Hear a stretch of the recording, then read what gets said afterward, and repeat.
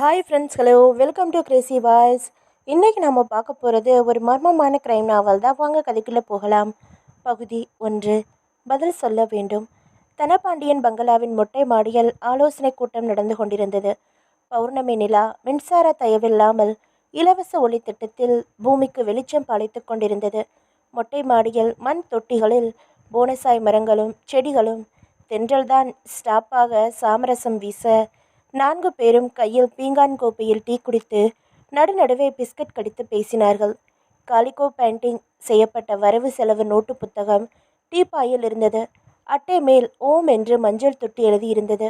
அந்த ஏரியா முருகன் கோவில் பிரசித்தி பெற்றிருந்தது என்றாலும் காம்பவுண்ட் சுவர்களில் இந்திய நதியைப் போல விரிசல்கள் விட்டு அரச இவைகள் தெரிகின்றன. பழைய குட்டை கோபுரத்தை ஊரின் மொத்த புறாக்களும் டாய்லெட்டாக உபயோகித்து அசிங்கப்படுத்தி இருக்கின்றன. தளமெல்லாம் பெயர்த்து பிரகாரம் சுற்றும் பக்தர்கள் கால்களை உறுத்துகின்றன. கோவிலில் விளக்குகள் பற்றாது பக்தர்கள் சூடம் காட்டுகிற அளவுக்கு உண்டியல் மேல் கருணை காட்டுவது கிடையாது. ஆகவே கோயிலின் பரம்பரை ட்ரஸ்டி என்கிற முறையில் தொழிலதிபர் தனபாண்டியன் தலைமையில் கமிட்டி அமைக்கப்பட்டு எழுதப்பட்ட முதல் தீர்மானம், கோயிலின் திருப்பணிகள் செய்து கோபுரம் புதுப்பித்து கும்பாபிஷேகம் செய்யப்பட வேண்டும். பொழுது போகாமல் பிபிசி ஸ்டார் டிவி பார்த்து கொண்டிருந்த ஒரு என்ஜினியரை சட்டை மாட்டி அழைத்து வந்து நிலைமையை விளக்கி எஸ்டிமேட் வாங்கியாச்சு. இப்போ ஆலோசனை கூட்டம் என்பது தேவைப்படும் 4 லட்சம் ரூபாயை எப்படி வசூல் செய்வது என்பது குறித்தே. தனபாண்டியன் பேண்ட்டும் அரக்கை சட்டையும் அணிந்து நெற்றியில் பட்டையாய் விபூதி, மோதிர விரலில் யானை முடி வைத்து செய்த ஒற்றை மோதிர வளையல். 50,000 நான் போடுறேன். மற்றபடி யார் யார்கிட்ட எவ்வளவு வசூலிக்க முடியும்னு ஒரு லிஸ்ட் போடுங்க முதல்ல. ஏரியா பிரமுகர்கள் ஒவ்வொருவரின் குணங்களும் அலசப்பட்டது. அவனா கஞ்சன், புது செருப்பை கையில் தூக்கிக்கிட்டு ரோட்டில் நடக்கிறவன். இவரா தாராளி, ஆனால் சமீபத்தில் ஷேர் மார்க்கெட்டில் தப்பான முடிவுகள் எடுத்து நொந்து போயிருக்காரு. 10,000 கொடுத்தா பெரிய விஷயம். அவனா அவனா கொடுப்பான். ஆனால் விளம்பர பிரியன். ஒவ்வொரு செங்கல்லையும் தன்னோட பேரை எழுதிட்டு தான் சிமெண்ட் பூசணும்னு சொல்லுவான். இவரா வாயை திறந்தா முருகா வார்த்தைகள் தான். ஆனால் ரப்சர். நான் 400 ரூபா கொடுத்துவிட்டு 2,000 கேள்விகள் கேட்பாரு. நகைச்சுவையாக ஒவ்வொருவர் விமர்சிக்கப்பட்டு ஒரு லிஸ்ட் தயாராகி வந்தபோது தனபாண்டியன் சடக்கென்று தன் வாட்சை பார்த்து கொண்டு அடடா என்றார். என்னாச்சு? 9 மணிக்கு ஒருத்தர் வீட்டுக்கு ராத்திரி சாப்பாட்டுக்கு சாப்பிட வரேன்னு ஒத்துக்கிட்டு இருந்தேன். நீங்கள் தொடர்ந்து பேசி லிஸ்ட்டு போட்டுகிட்டே வீட்டுக்கு போங்க. இன்னொரு டீ கொடுக்க சொல்கிறேன். நான் கொஞ்சம் புறப்படட்டுமா? நாங்களும் புறப்படுறோம் சார். நாளைக்கு வந்து மிச்சத்தை பேசிட்டா போச்சு என்றதும் சபை எழுந்து கொண்டது. 2 பேர் வெற்றிலை பெட்டிகளை எடுத்துக்கொண்டார்கள். நாற்காலியில் போட்டிருந்த அங்கவஸ்திரம் எடுத்தார் ஒருவர். ஓரமாக சாத்தியிருந்த கைத்தடி எடுத்தார் ஒருவர். அப்போ நாங்கள் உத்தரவு வாங்கிக்கிறோம். அவர்களை வாசலுக்கு வந்து அனுப்பிவிட்டு தனபாண்டியன் தன் அறைக்கு வந்தார். இதமான சுடுநீரில் பாட்டு எதுவும் பாடாமல் குளித்தார். ஜிப்பா அணிந்தார். வேஷ்டி கட்டி கொண்டார். கொஞ்சம் முடிகளாய் இருந்தாலும் சீப்பு தேவைப்பட்டது. ஃபேர் அண்ட் லவ்லி போட்டு அதன் மேல் லேக்மி ரோஸ் பவுடர் ஒற்றினார். சென்ட் எடுத்து சார் சார் சார் ஒலித்த டெலிஃபோனை எடுத்து, ஹலோ முதலாளியா? அவர் வெளியில் போயிருக்காருங்களே, எப்போ வருவார்னு தெரியாதுங்க வைத்தார். வாடின மாலையும் சீரியல் செட் பல்புகளும் தொங்கவிடப்பட்டிருந்த 2 மூக்கும் குத்தி பேசரி போட்டிருந்த தன் மனைவியின் புகைப்படத்திற்கு முன்னால் நின்று ஏதோ ஜெபித்தார். டிராயர் திறந்து 555 சிகரெட் பாக்கெட்டுகளை லைட்டரையும் எடுத்து ஜிப்பா பாக்கெட்டில் பதுக்கி கொண்டு 2 வேலைக்காரர்கள் தொடர வாசலுக்கு வந்தார். காண்டசா கிளாசிக் டிரைவரை பார்த்து கை நீட்ட அவன் சாவியை கண்ணாடி பொம்மையைப் போல ஒப்படைத்தான். ஏறி அமர்ந்து ஸ்டார்ட் செய்து அருகில் திரும்பி அருள் என்றார். 10 அடி தள்ளி நின்று பவ்யம் காட்டிக் கொண்டிருந்த அருள் கார் ஜன்னல் அருகில் வந்து நின்று பவ்யம் காட்டினான். நான் வர்றதுக்கு விடிஞ்சிடும் என்றார். புறப்பட்டார். கே நகரில் ஒரு ஷாப்பிங் காம்ப்ளெக்ஸில் கடைகளை எல்லாம் மூடிக்கொண்டிருந்தார்கள். 5-6 கார்கள் நின்றன. தன் காரை சொருகி நிறுத்தி கதவு கண்ணாடிகள் ஏற்றி பூட்டிவிட்டு அருகில் சந்து சாலையில் நடந்தார். பெரும்பாலும் உறங்கி போன வீடுகள். 1-2 மட்டும் செய்தி வாசித்து கொண்டிருந்தார்கள். அந்த ஃப்ளாட் சிஸ்டத்தில் 4 மாடிகளில் 16 வீடுகள் இருந்தன. 3வது மாடியில் ஒரு வீட்டில் மட்டும் வெளிச்ச சதுரம். வெற்றிலை கரையுடன் கூடிய காவி பற்களையும் இரும்பு கேட்டையும் வாட்ச்மேன் விரிய திறக்க தனபாண்டியன் 20 ரூபாய் நோட்டு உருவி அவன் கையில் கொடுத்துவிட்டு மாடிப்படிகள் ஏறினார். 3வது மாடி. டிங் டாங். அவள் கதவு திறந்தாள்.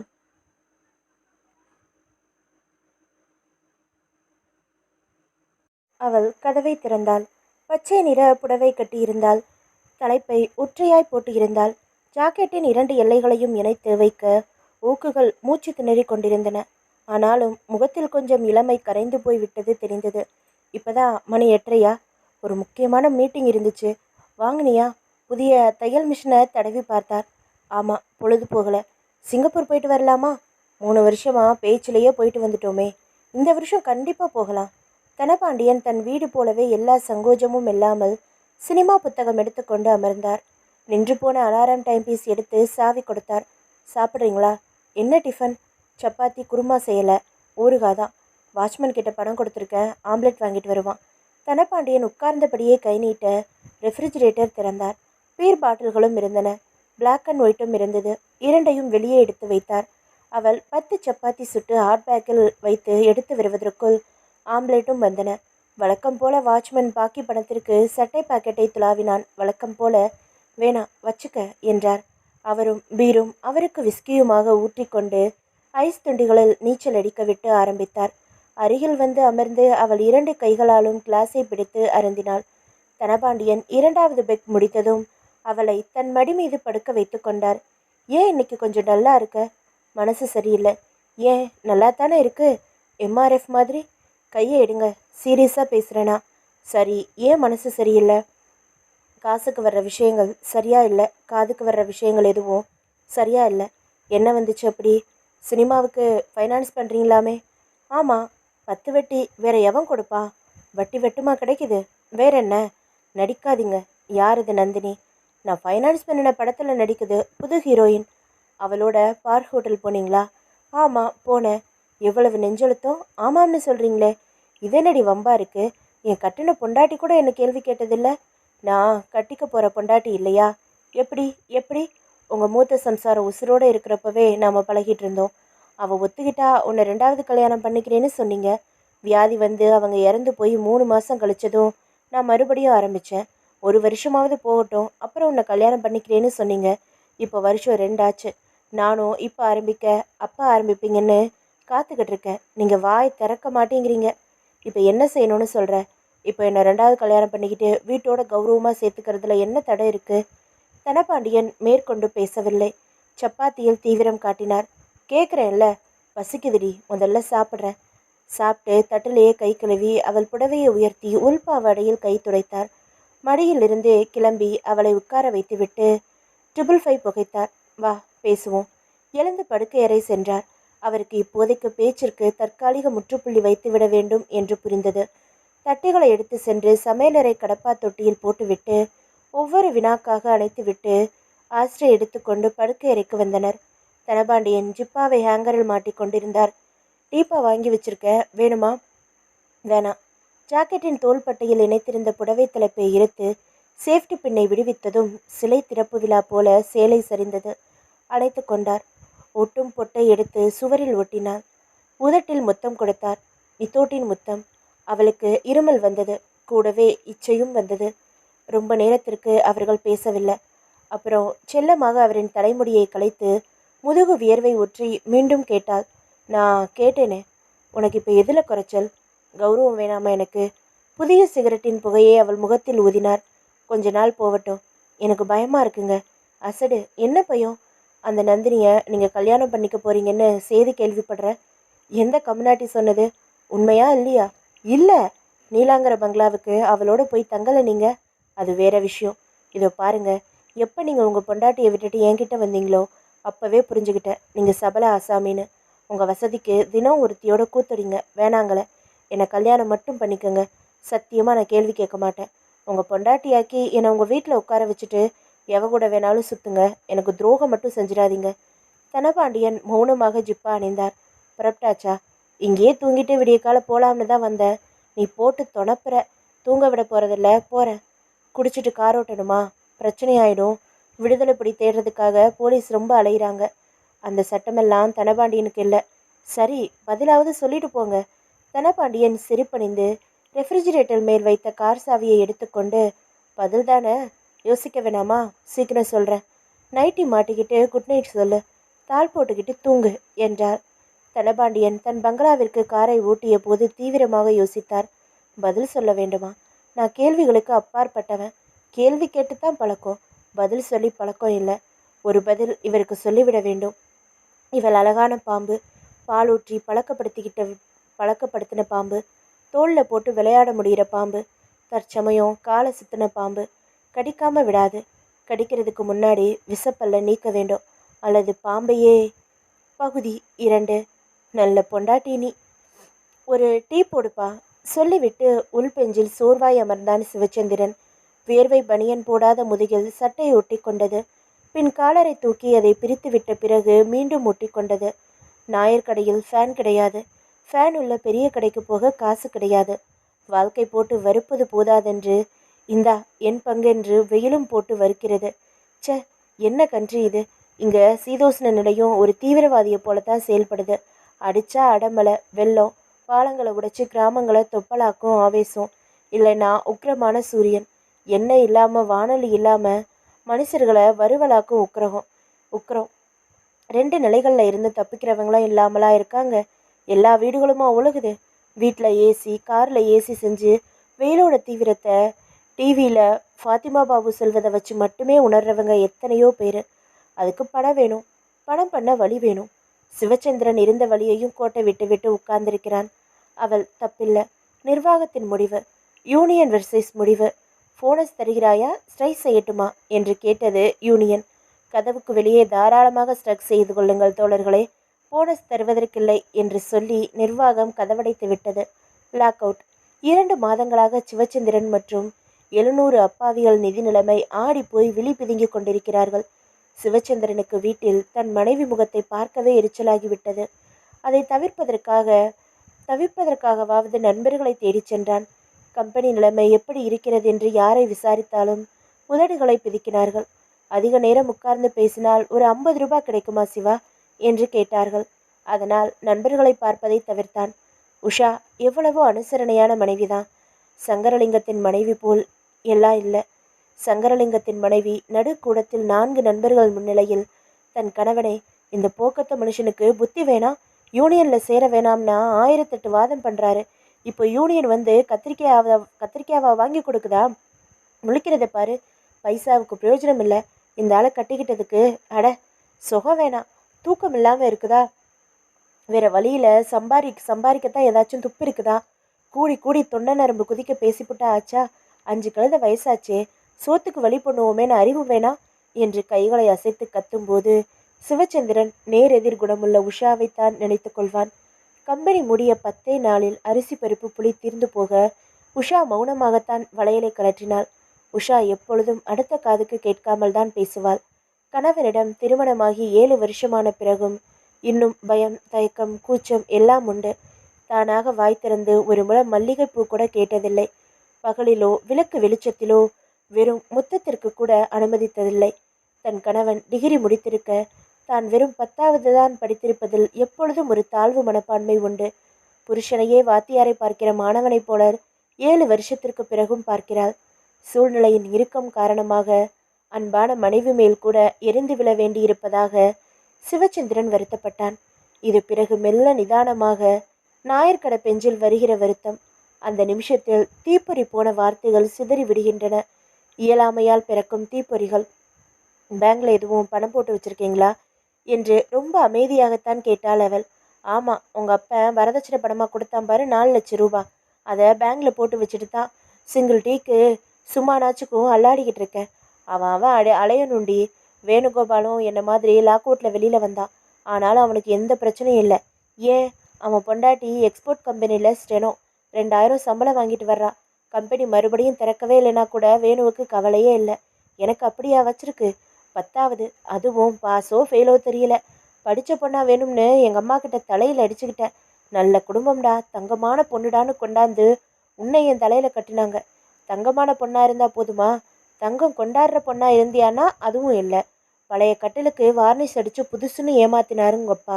4 வளையல் போடுறேன்னுட்டு 2 தான் போட்டார். மிச்சம் 2 வளையல 7 வருஷமாக இன்னும் தான் போடுறாரு. இருந்த 2 வளையல விற்று தின்னாச்சு. இப்போ விற்கிறதுக்கு இனிமே அதுவும் இல்லை. கேட்குற கேள்வி, பேங்கில் பணம் போட்டு வச்சுருக்கீங்களான்னு. நாயர் கடையில் டீயை சாப்பிட்டு கொண்டு யோசிக்கும் போது தான் கொட்டின முள் வார்த்தைகள் எல்லாம் அவளை தைத்து கொண்டிருக்கும் என்பதை தாமதமாக உணர்ந்தான் சிவச்சந்திரன். பாவம், அவ என்ன செய்வா? என்னால் எகிற முடிஞ்ச ஒரே நபர் என்பதால அவகிட்ட காட்ட வேண்டுமா? என் கொந்தளிப்புக்கு இந்த அப்பாவியத்தான் வடிகாலாக்கி கொண்டிருக்க வேண்டுமா? சிவச்சந்திரன் டீக்கு காசு கொடுத்து விட்டு வெளியே வந்தான். சாலையோர கிழவியிடம் ₹1 மல்லிகைப்பூ வாங்கி கொண்டான். நடந்து வீட்டிற்கு வந்தான். கதவை திறந்த உஷாவின் முகம் வீங்கி இருந்தது. அழுதிருக்கிறாள் பாவம். என்ன மிருகனா?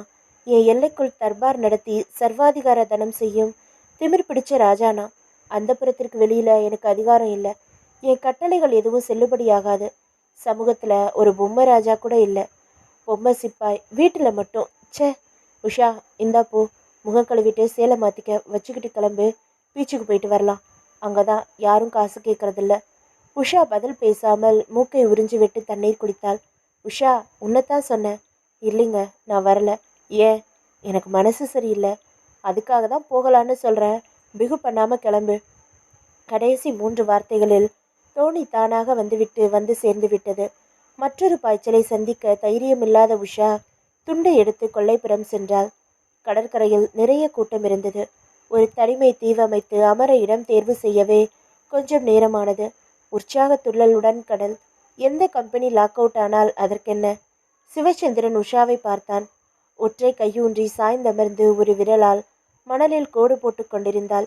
சலவை மடிப்புடன் கூடிய காட்டன் புடவையிலும் மல்லிகை பூவிலுமே அவளின் அலங்காரம் தூக்கலாகி விடுகிறது. கவரிங் தோடுகள், கவரிங் செயின், ரப்பர் வளையல்கள், தோளிருந்த செருப்பு. ஆனாலும் அழகாக இருக்கிறாள். இன்னும் கற்பம் தரிக்காததால் தன் அழகை எல்லாம் சிந்தாமல் சிதறாமல் சேர்த்து வைத்திருக்கிறாள். இப்படி மனைவி அமைய ஒரு ஜென்மத்தில் உடம்பில் புற்றுக்கட்டும் வரைக்கும் தவம் இருக்க வேண்டும். உஷா, என்றான் சிவச்சந்திரன். கோபமா? நிஜமா? நிஜமா கோபம் இல்லைங்க. எங்கேயோ காட்ட வேண்டிய கோபம் அங்கே காட்ட முடியாது. என்கிட்ட உரிமையோடு காட்டலாம். காட்டுனீங்க. தலசுமை இறக்கி வைக்கிற மாதிரி உங்கள் புழுக்கத்தை இறக்கி வைக்கிறீங்க. ஒரு வகையில் நல்லது தாங்க. கோபத்தை வெளியில் காட்டாமல் மனசுலேயே தேக்கி வச்சா உடம்புக்கு நல்லதில்லை. குடலில் புண்ணு வரும், ரத்த அழுத்தம் வரும். பரவாயில்ல, நீங்கள் என் மேலே கோவப்படுங்க. எத்தனை மனைவி இப்படி சொல்லுவா? சிவச்சந்திரனுக்கு கண் கலங்கியது. இல்லைம்மா, ஆத்திரத்தில் என்ன பேசுகிறேன்னே புரியறதில்ல. அப்புறம் யோசிச்சா எல்லாம் அபத்தமாக படுது. அனாவசியமாக உங்கள் அப்பாவை இழுத்து நீ படிக்காததை குத்தி காட்டி இதெல்லாம் தேவையா? பரவாயில்லங்க, உண்மையைத்தானே சொன்னீங்க. இருந்தாலும் தப்பு.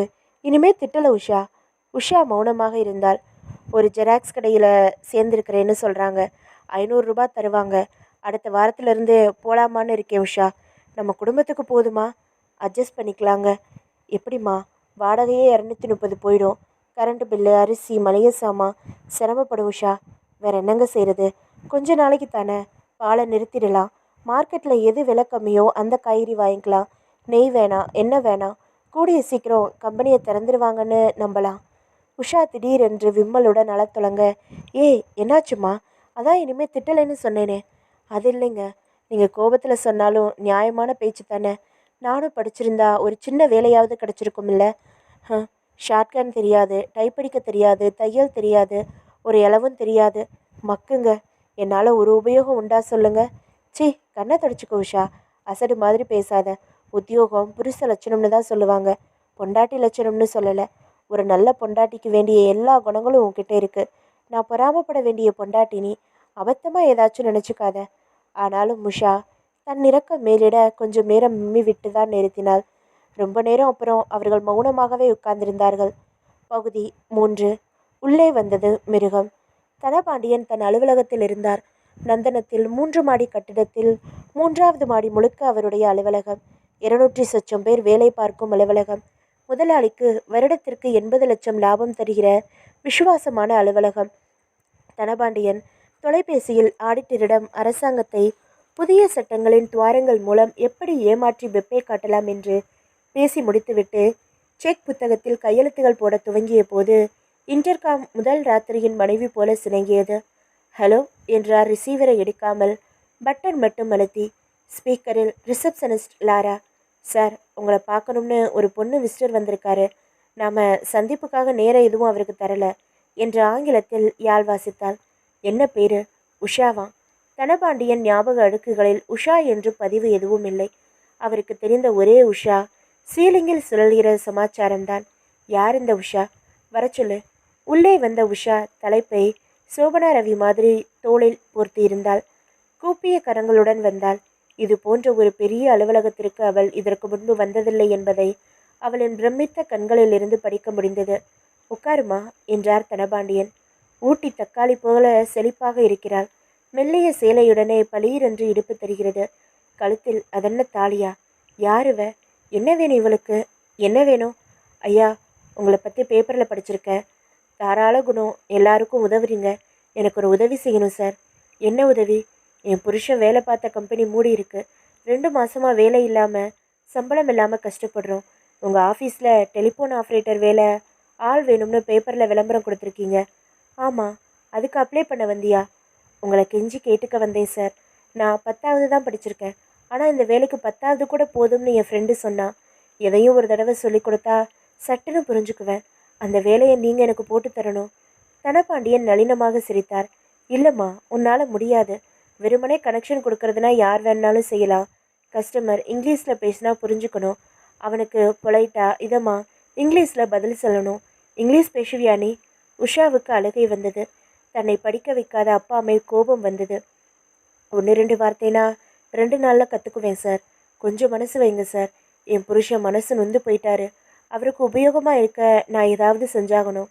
தனபாண்டியன் மனதில் 4 கால் பாய்ச்சலில் ஒரு மிருகம் ஓடி வந்து மண்டியிட்டு உட்கார்ந்தது. நாக்கால் தன் உதடுகளை தடவி கொண்டது.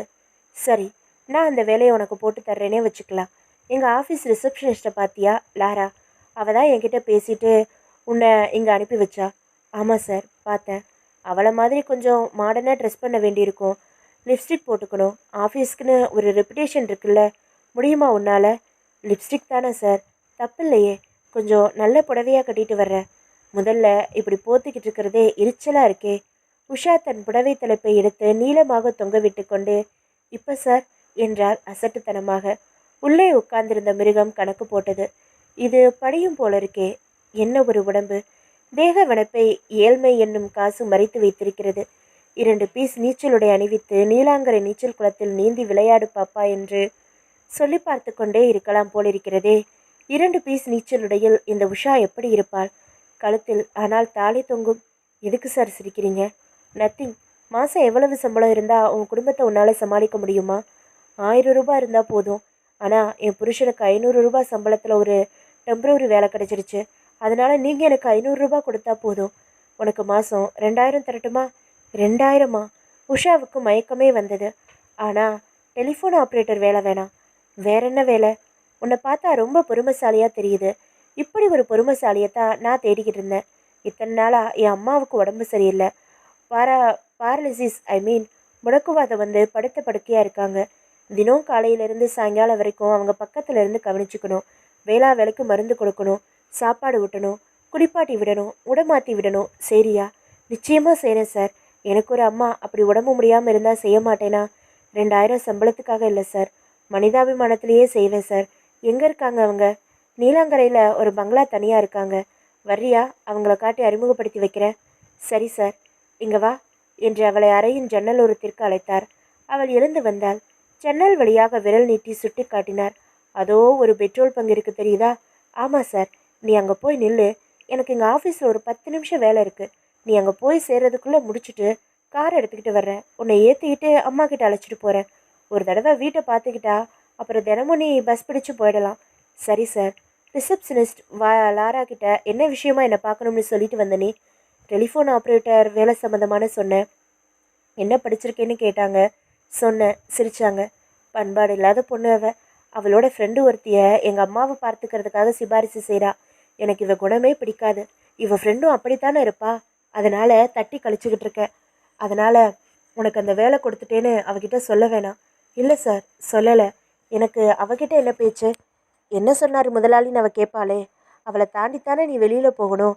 அதனால் அவள் கேட்டா நீங்கள் சிரித்த மாதிரி முதலாளியும் சிரிச்சிட்டாரு. உனக்கு பொருத்தமாக வேறு கம்பெனியில் ஏதாச்சும் வேலைக்கு முயற்சி பண்ணுமான்னு சொல்லி அனுப்பிட்டாருன்னு சொல்லிட்டு போ. சரி சார், அதே மாதிரியே சொல்லிட்டு போகிறேன். உஷா புறப்பட்டு கதவு வரை போனதும் 1 நிமிஷம் என்றார். சொல்லுங்கள் சார். என்னை வந்து பார்க்க சொல்லி யாருமா சொன்னது? யாரும் சொல்லலை சார். பேப்பரில் விளம்பரம் பார்த்தேன். ஏற்கனவே உங்களை பற்றி பத்திரிக்கைகளில் அப்பப்போ செய்தி படித்தது ஞாபகத்துக்கு வந்துச்சு. நேராக உங்களை வந்து பார்த்து துணிச்சலாக கேட்டு பார்த்துடலாமேன்னு நினச்சி வந்தேன். Very good. உன் புருஷன்கிட்ட சொல்லிட்டு தானே வந்த? இல்லை சார், அவர் ஊரில் இல்லை, காஞ்சிபுரம் போயிருக்காரு. ஒரு ஃப்ரெண்டு கல்யாணத்துக்காக. நாளைக்கு தான் வருவார். பக்கத்து வீட்டில் சாவியை கொடுத்துட்டு சொல்லிட்டு வந்தேன். என்னன்னு சொல்லிட்டு வந்தேன்? என் புருஷனுக்கு வேலை போனதுக்கே அவங்க ஏளனமாக பார்க்குறாங்க. நான் வேலை தேடி போகிறேன்னு சொன்னால் இன்னும் இலக்காரமாக பார்ப்பாங்க சார். அதனால் ஒரு சொந்தக்காரங்க வீட்டுக்கு போகிறேன்னு சொல்லிட்டு வந்தேன் சார். நல்லதுமா, போய் நான் காட்டின பெட்ரோல் பங்க் பக்கத்தில் நில்லு, வந்துடுறேன் என்றார் தனபாண்டியன். மணியை பார்த்தார். மணி மதியம் 3:30. அவள் போனதும் இன்டர்காம் எடுத்து, மேனேஜர், இன்னும் 10 நிமிஷத்தில் நான் வெளியில் புறப்படுறேன். ஒரு என்கேஜ்மெண்ட், முக்கியமாக கையெழுத்து வாங்க வேண்டியதெல்லாம் வாங்கிடுங்க. நாளைக்கு தான் மறுபடியும் ஆஃபீஸ் வருவேன் என்றார். 10 நிமிடம் கழித்து ஜன்னல் பார்க்க தூரத்தில் பெட்ரோல் பங்க் அருகில் உஷா சின்னதாக தெரிந்தாள். தனபாண்டியன் புறப்பட்டார். பேஸ்மெண்ட் வந்து தன் காரை எடுத்துக்கொண்டு பெட்ரோல் பங்க் நோக்கி செலுத்தினார். உஷா அருகில் நிறுத்தினார். முன்பக்க கதவை திறந்து விட்டார். அவள் சற்று தயங்கிவிட்டு பிறகு ஏறி அமர்ந்து கொண்டாள். கார் புறப்பட்டது.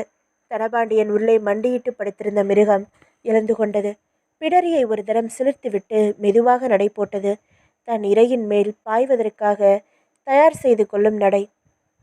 பகுதி 4. முரண்டு பண்ணாத உஷா.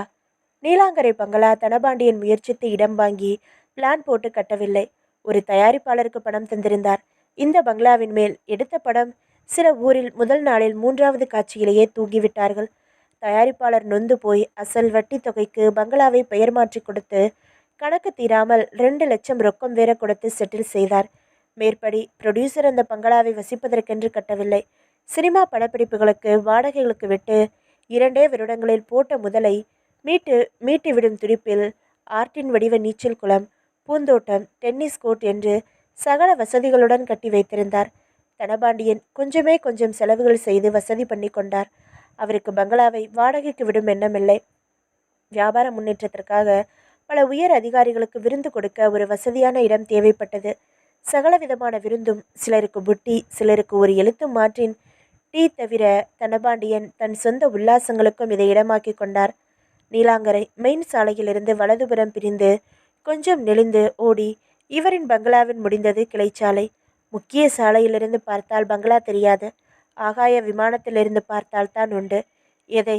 நீச்சல் குளத்தில் சின்ன வயசு பாப்பாக்களை நினைத்து விளையாட விட்டு கரையில் உட்கார்ந்து தனபாண்டியன் ரசிப்பதை.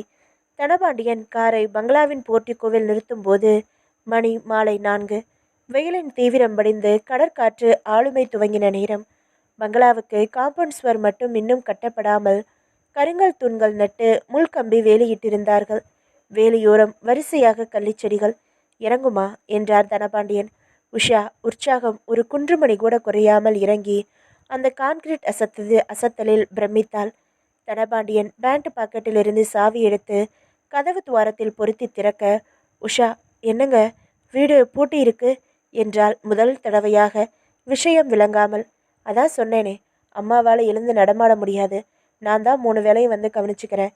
எந்த நர்ஸும் 10 நாளைக்கு மேலே தங்கறதில்ல. நீ வாமா உள்ள பார்க்கலாம். நீ பொறுமையாக எத்தனை நாள் வேலை பார்க்குறேன்னு. சார், நான் மற்றவங்க மாதிரி இல்லை சார். வீட்டின் உள்ளே பணத்தை கரைத்து கொட்டியிருந்தார்கள். காட்டிய சோஃபாவில் உட்காருவதே அந்த சோஃபாவுக்கு செய்யும் அவமரியாதை போல் உணர்ந்தாள் உஷா. பரவாயில்ல சார் என்று அவள் சொல்வதை முதுகில் வாங்கி கொண்டு சமையலறைக்கு சென்றார். திரும்பி வந்தார். 2 குளிர்பானங்கள் நீட்டினார். எடுத்துக்கம்மா, வெயில் அநியாயம் இல்லை. எதிரே வேறு சோஃபாவில் அமர்ந்து சர்ரென்று ஸ்ட்ரா வழியாக உறிஞ்சினார். உஷா நாசுக்காக பருகி முடித்து பாட்டிலின் ஓசை கேட்காமல் குனிந்து தரையில் வைத்தாள். தனபாண்டியன் தன் ஷூக்களை கலற்றி சாக்ஸ் கலற்றி அதன் ஷூவில் போட்டுவிட்டு புன்னகைத்தார். மாடிக்கு போய் அம்மாவை பாருமா உஷா, ஒரு ஃபோன் பண்ணிட்டு வந்துடுறேன். கேள்விக்குறியாக வளைந்திருந்தது மாடிப்படிகள். உஷா கேள்விக்குறியின் கீழ் முனையில் புறப்பட்டாள். மேல் முனைக்கு வந்தாள். எதிரே 2 அறைகள் இருந்தன. இதில் எது? உயர்ந்திருந்து பார்க்க தனபாண்டியன் வழுக்கை தலை மின்ன ஃபோனில் பேசிக்கொண்டிருந்தார். கேட்க வேண்டாம். வலது அறையின் கதவை கைப்பிடி அழுத்தி திறக்க உள்ளே வந்தாள். கைப்பிடியை விட்டதும் கதவு தன்னிச்சையாக சார்த்தி கொண்டது. விசாலமான படுக்கை அறை, இரட்டை கட்டில், சகல மின்சார எலக்ட்ரானிக் சௌகரியங்களுடன் உயர்ஜாதி நாய்க்குட்டியின் புசி தோல் போல தரை கார்பெட், சுவரின் நவீன ஓவியம். சரி, எங்க அம்மா? உஷா குழப்பமுற்றாள். இந்த அறை இல்லை போல இருக்கு. அந்த எதிரறையா இருக்கணும். உஷா கதவுக்கு நடவ கதவு திறந்து உள்ளே வந்தார் தனபாண்டியன். புன்னகைத்தார். மிருக புன்னகை. உஷா, அம்மாவை பார்க்கறதுக்கு முன்னாடி ஒரு முக்கியமான விஷயம் உன்கிட்ட தான் சொல்லியாகணும். இப்படி உட்காருமா. உஷா அப்பொழுதும் நம்பி உட்கார்ந்தாள். வயிற்றை லேசாக புரட்டியது. அவள் நாற்காலியில் உட்கார தனபாண்டியன் கட்டிலில் உட்கார்ந்து ஒரு தலையணையை எடுத்து மடியில் வைத்து கொண்டார். அவளை துளை போட்டு விடுவதைப் போல பார்த்தார். என்ன சார் அப்படி பார்க்குறீங்க? உஷா, எங்கள் அம்மா செத்து போய் 15 வருஷம் ஆச்சு சார். கை நெஞ்சுக்கு சென்றது. ஆனால் நான் வார்த்தை மாறலை. உனக்கு மாதம் 2000 தர்றேன். என் ஆஃபீஸ்லேயே வேலை போட்டு தர்றேன். ஒரு வேலையும் செய்ய வேணாம். அப்பப்போ என்னோட இந்த பங்களாவுக்கு வந்துட்டு வந்தால் போதும். என்ன சொல்கிற? உஷாவிற்கு கிறுகிறுப்பாக இருந்தது. அர்த்தம் புரிந்து படபடப்பு வந்தது. பயம் வந்தது. கோபம் வந்தது. என்ன உஷா பேச மாட்டேங்கிற? புரியலையா? வா, வந்து இப்படி என் பக்கத்தில் உட்காரு, புரிய வைக்கிறேன். சி, நீங்கள் ஒரு பெரிய மனுஷன்னு நம்பி வந்தேன் பாருங்க. நான் வர்றேன். நீங்களும் உங்கள் வேலையும். உஷா வெறுப்பாக அறையின் வாசலுக்கு நடக்க கால்கள் இடறின. கதவை திறக்க முடியவில்லை. வியர்த்தது. திரும்பி பார்த்தாள். தனபாண்டியன் ரொம்ப நிதானமாக தன் சட்டையை கலற்றி ஸ்டாண்டில் தொங்க விட்டுவிட்டு கட்டிலில் படுத்து கொண்டார். சிரித்தார். நான் நினச்சது முடியாமல் நீ இங்கேருந்து போக முடியாது உஷா. ஐயோ, யாராவது வந்து என்னை காப்பாத்துங்களேன். நீ கத்துறது கேட்டா தானே யாராச்சும் வர்றதுக்கு. வாமா, வந்துடு. உனக்கு என்ன புதுசா? கல்யாணமானவ தானே? யாருக்கு தெரிய போகுது? 2000 இலவசமா எவன் கொடுப்பான் கண்ணு? உஷாவுக்கு கண்கள் இரண்டன. குரல் எழ மறுத்தது. தனபாண்டியன் எழுந்து அவள் அருகில் வந்தார். நீ இப்படியெல்லாம் முரண்டு பண்ணுவேன்னு தெரியும் உஷா. அதனால தான் நீ குடிச்ச சாஃப்ட் ட்ரிங்கோட கொஞ்சம் மருந்தும் கொடுத்துருக்க. வர்றியா? தனபாண்டியன் 2 கைகளையும் விரித்தார். நெருங்கினார். அணைத்தார். உஷாவால் திமிர முடியவில்லை. அவரை பிராண்ட முடியவில்லை. பிடித்து தள்ள முடியவில்லை. எல்லா எதிர்ப்புகளும் மூளையில் இருந்தது. ஆனால் அதன் கட்டளைக்கு உடல் கட்டுப்பட மறுத்தது. கண்கள் சொருகின. தனபாண்டியன் அவளை ஏந்தி வந்து படுக்கையில் போட்டார். ஹோட்டலில் இருந்து பார்சல் கட்டி வாங்கி வந்த மசால் தோசையை பிரிப்பது போல அவளை பிரிக்க துவங்கினார். வியர்த்தார். கவிழ்ந்தார். பசியாறிய மிருகம் எழுந்து நாற்காலியில் அமர்ந்து சிகரெட் பிடித்தது. சிந்தித்தது. எழுந்து கபோர்ட் திறந்து கேமரா எடுத்தது. மயங்கி கிடந்த அலங்கோல உஷாவை தனபாண்டியன் 4 கோணங்களில் படம் எடுத்தார். போலராய்டு கேமரா சரக் சரக் என்று உடனே புகைப்படங்களை துப்பின. இவன் மயக்கம் தெளிஞ்சு எழுந்ததும் அழுவா. புகைப்படங்களை கையில் கொடுத்து, பாத்தியா பைங்கிலேயே, இங்கே நிகழ்ந்ததை யாருக்கும் சொல்லாத. சொன்னா கேவலப்படுத்திடுவேன் அப்படின்னு டயலாக் அடிக்கணும். என்ன செய்ய முடியும் இவளால்? வற்றும் வர அழுதுட்டு போயிடுவா. அவள் பேர் என்ன? பவானியா? அவளும் இப்படித்தானே அழுதா? புகைப்படம் காட்டினதும் மிரண்டா. அப்புறம் தெளிவாகி அப்பப்போ ஃபோன் பண்ணி எப்போ பங்களா போகலாம் சாருன்னு கேட்க துவங்கிட்டா. ஆனால் பவானிக்கு 60 மார்க்குனா உஷாவுக்கு 90 மார்க். பிரம்மா, கில்லாடியப்பா, எப்படியெல்லாம் பொண்ணுங்களுக்கு உடம்பு அமைக்கிற? தனபாண்டியன் சிகரெட் முடிந்ததும் மற்றொன்றுக்கு நெருப்பை பரிமாறினார். மணி பார்த்தார். 5:30. வானம் கலங்களாக இருந்தது. இருட்டிக் கொண்டிருந்தது. கட்டிலில் மயக்கத்தில் உஷாவை பார்த்தார். ஒய் நாட், 2வது படையெடுப்பு. அதற்கு முன் கொஞ்சம் விஸ்கி சாப்பிட்டா பரவாயில்ல. தனபாண்டியன் அரைக்கதவை சாத்திவிட்டு கேள்விக்குறியில் இறங்கி சமையலறையில் ரெஃப்ரிஜிரேட்டர் திறந்தார். உள்ளே பீர் தான் இருந்தது. கார் தான் இருக்கிறதே, போய் வாங்கி வரலாமா? வேணாம், திடீர்னு மயக்கம் தெளியலாம். பீர் போதும். ஒரு பாட்டில் எடுத்து ரெஃப்ரிஜிரேட்டர் கதவிலேயே பொருத்தி மூடியே திறந்தார். குடித்து கொண்டே ஹாலுக்கு வந்து அமர்ந்தார். தனபாண்டியா, நியாயம்தானா நீ செய்கிறதெல்லாம்? நோ, யாரும் என்னை கேள்வி கேட்கக்கூடாது. நான் கேள்விகளுக்கு அப்பாற்பட்டவன். என்னோட நியாயங்கள் வேறு. எனக்குள்ள விழிஞ்சிருக்கிற சமூகத்துக்கு அறிமுகமில்லாத தனபாண்டியனே வேறு ஆசாமி. அவனோட விருப்பங்களும் தேவைகளும் தனி ரகம். பணத்தால் புத்தியால் சாதிக்க முடிகிற ரகம்.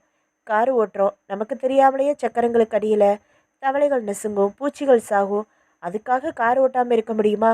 நீ அனுபவி ராஜா. ஒரு ரூட்டே தனி. உன்கிட்ட எல்லாத்தையும் ஜெயிக்கிற பணசக்தி இருக்கு ஜமாய்.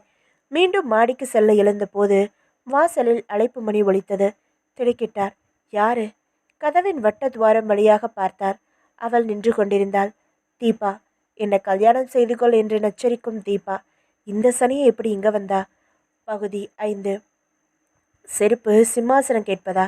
தனபாண்டியன் உடனடியாக ஒரு கதை வசனம் தயாரித்து கொண்டு கதவை திறந்து பொய்யாய் வியந்து, ஹலோ டார்லிங், என்ன இப்படி ஒரு சர்ப்ரைஸ் விசிட் என்றார். மஞ்சள் சேலை கட்டியிருந்த தீபா பதில் சொல்லாமல் உள்ளே வந்து இந்த அந்த பக்கங்கள் தேடினாள். எங்க என்றாள். முக்கிய சாலையிலிருந்து நடந்தே வந்திருக்க வேண்டும். ஜாக்கெட்டின் கக்கங்களில் ஈரத்தீவுகள். காதோர முடிகள் வேர்வை பிசுபிசுப்பில் கன்னங்களுடன் ஒட்டி கொண்டிருந்தன. என்ன கேட்குற தீபா? எங்க அவன் நந்தினி எங்க? என்ன முட்டாள்தனமான கேள்வி இது? பாம்பேலேருந்து ஒரு இண்டஸ்ட்ரியலிஸ்ட் வந்திருக்காரு. அவருக்கு எங்கள் தண்ணி பார்ட்டி. இன்னும் கொஞ்சம் நேரத்தில் மேனேஜர் அவரை ஹோட்டல் ரூம்லேருந்து கூட்டிகிட்டு வருவார். அவருக்காக காத்துக்கிட்டு இருக்கேனா? அவள் நம்பவில்லை. பார்வை மாடிக்கு போனது.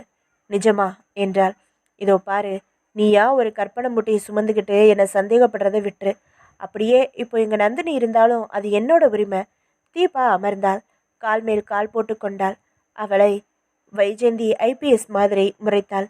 என்ன முறைக்கிற தீபா? இதெல்லாம் புதுசாக இருக்குதே. ஆஃபீஸ்க்கு ஃபோன் பண்ண நீங்கள் இல்லை, வீட்டுக்கு ஃபோன் பண்ண நீங்கள் இல்லை. இன்னைக்கு கையும் களவுமா பிடிச்சு கேள்வி கேட்கணும்னு ஆட்டோ பிடிச்சு வந்தேன். உள்ளே வர முடியாதுன்னு மெயின் ரோட்லேயே இறக்கி விட்டுட்டு போயிட்டான். போர்ட்டிக்கோல கார் முன் சீட்டில் மல்லிகைப்பூ உதிர்ந்து கிடக்கு. நான் மாடிக்கு போய் பார்க்கட்டுமா? தனபாண்டியனுக்கு ஜுரம் ஏறி கொண்டிருந்தது. இந்த கழுதை என்ன வேவு பார்ப்பதா, கேள்வி கேட்பதா? நான் கேள்விகளுக்கு அப்பாற்பட்டவன். மாதம் மாதம் நான் பிச்சை போடுற பணத்தில் வயிறு கழுவிக்கிட்டு இருக்கு என் காசில் புடவை வாங்கி உடுத்திக்கிட்டு என்னையே கேள்வி கேட்குற திமிரு பிடிச்ச தீபாவே. தீபா, நான் ஒரு அளவுக்கு தான் பொறுமையாக இருப்பேன். இது ஏன் வீடு. நான் எப்பவும் வருவேன், எவளோடும் வருவேன். ஏன் வந்தேன், எதுக்கு வந்தேன்னு யாருக்கும் நான் பதில் சொல்ல வேண்டியதில்லை. துப்பறிகிற புளின்னு நினப்பா உனக்கு? என்ன உரிமணி இருக்கு உனக்கு? தீபா அதிர்ந்து போனாள்.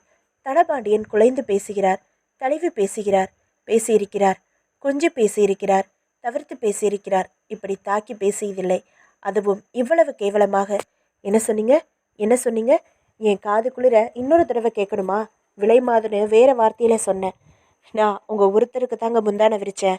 அது நான் வர்ற ராத்திரிகளில் எல்லா தினமுமா நான் வந்தேன். ஐயோ, ஏன் இப்படி அபாண்டமாக பேசுனீங்க? நீங்கள் என்னை ஆசைப்பட்டு மயக்கி மடக்கி போட்டது நீங்கள் தானே? நான் வீடு கட்டி இருக்கலாம், ஆனால் வாடகைக்கு 4 பேர் வந்து தங்கிட்டு போகிறானுங்களே. சி, சத்தியமாக நான் உங்களுக்கு துரோகம் செஞ்சதில்லைங்க.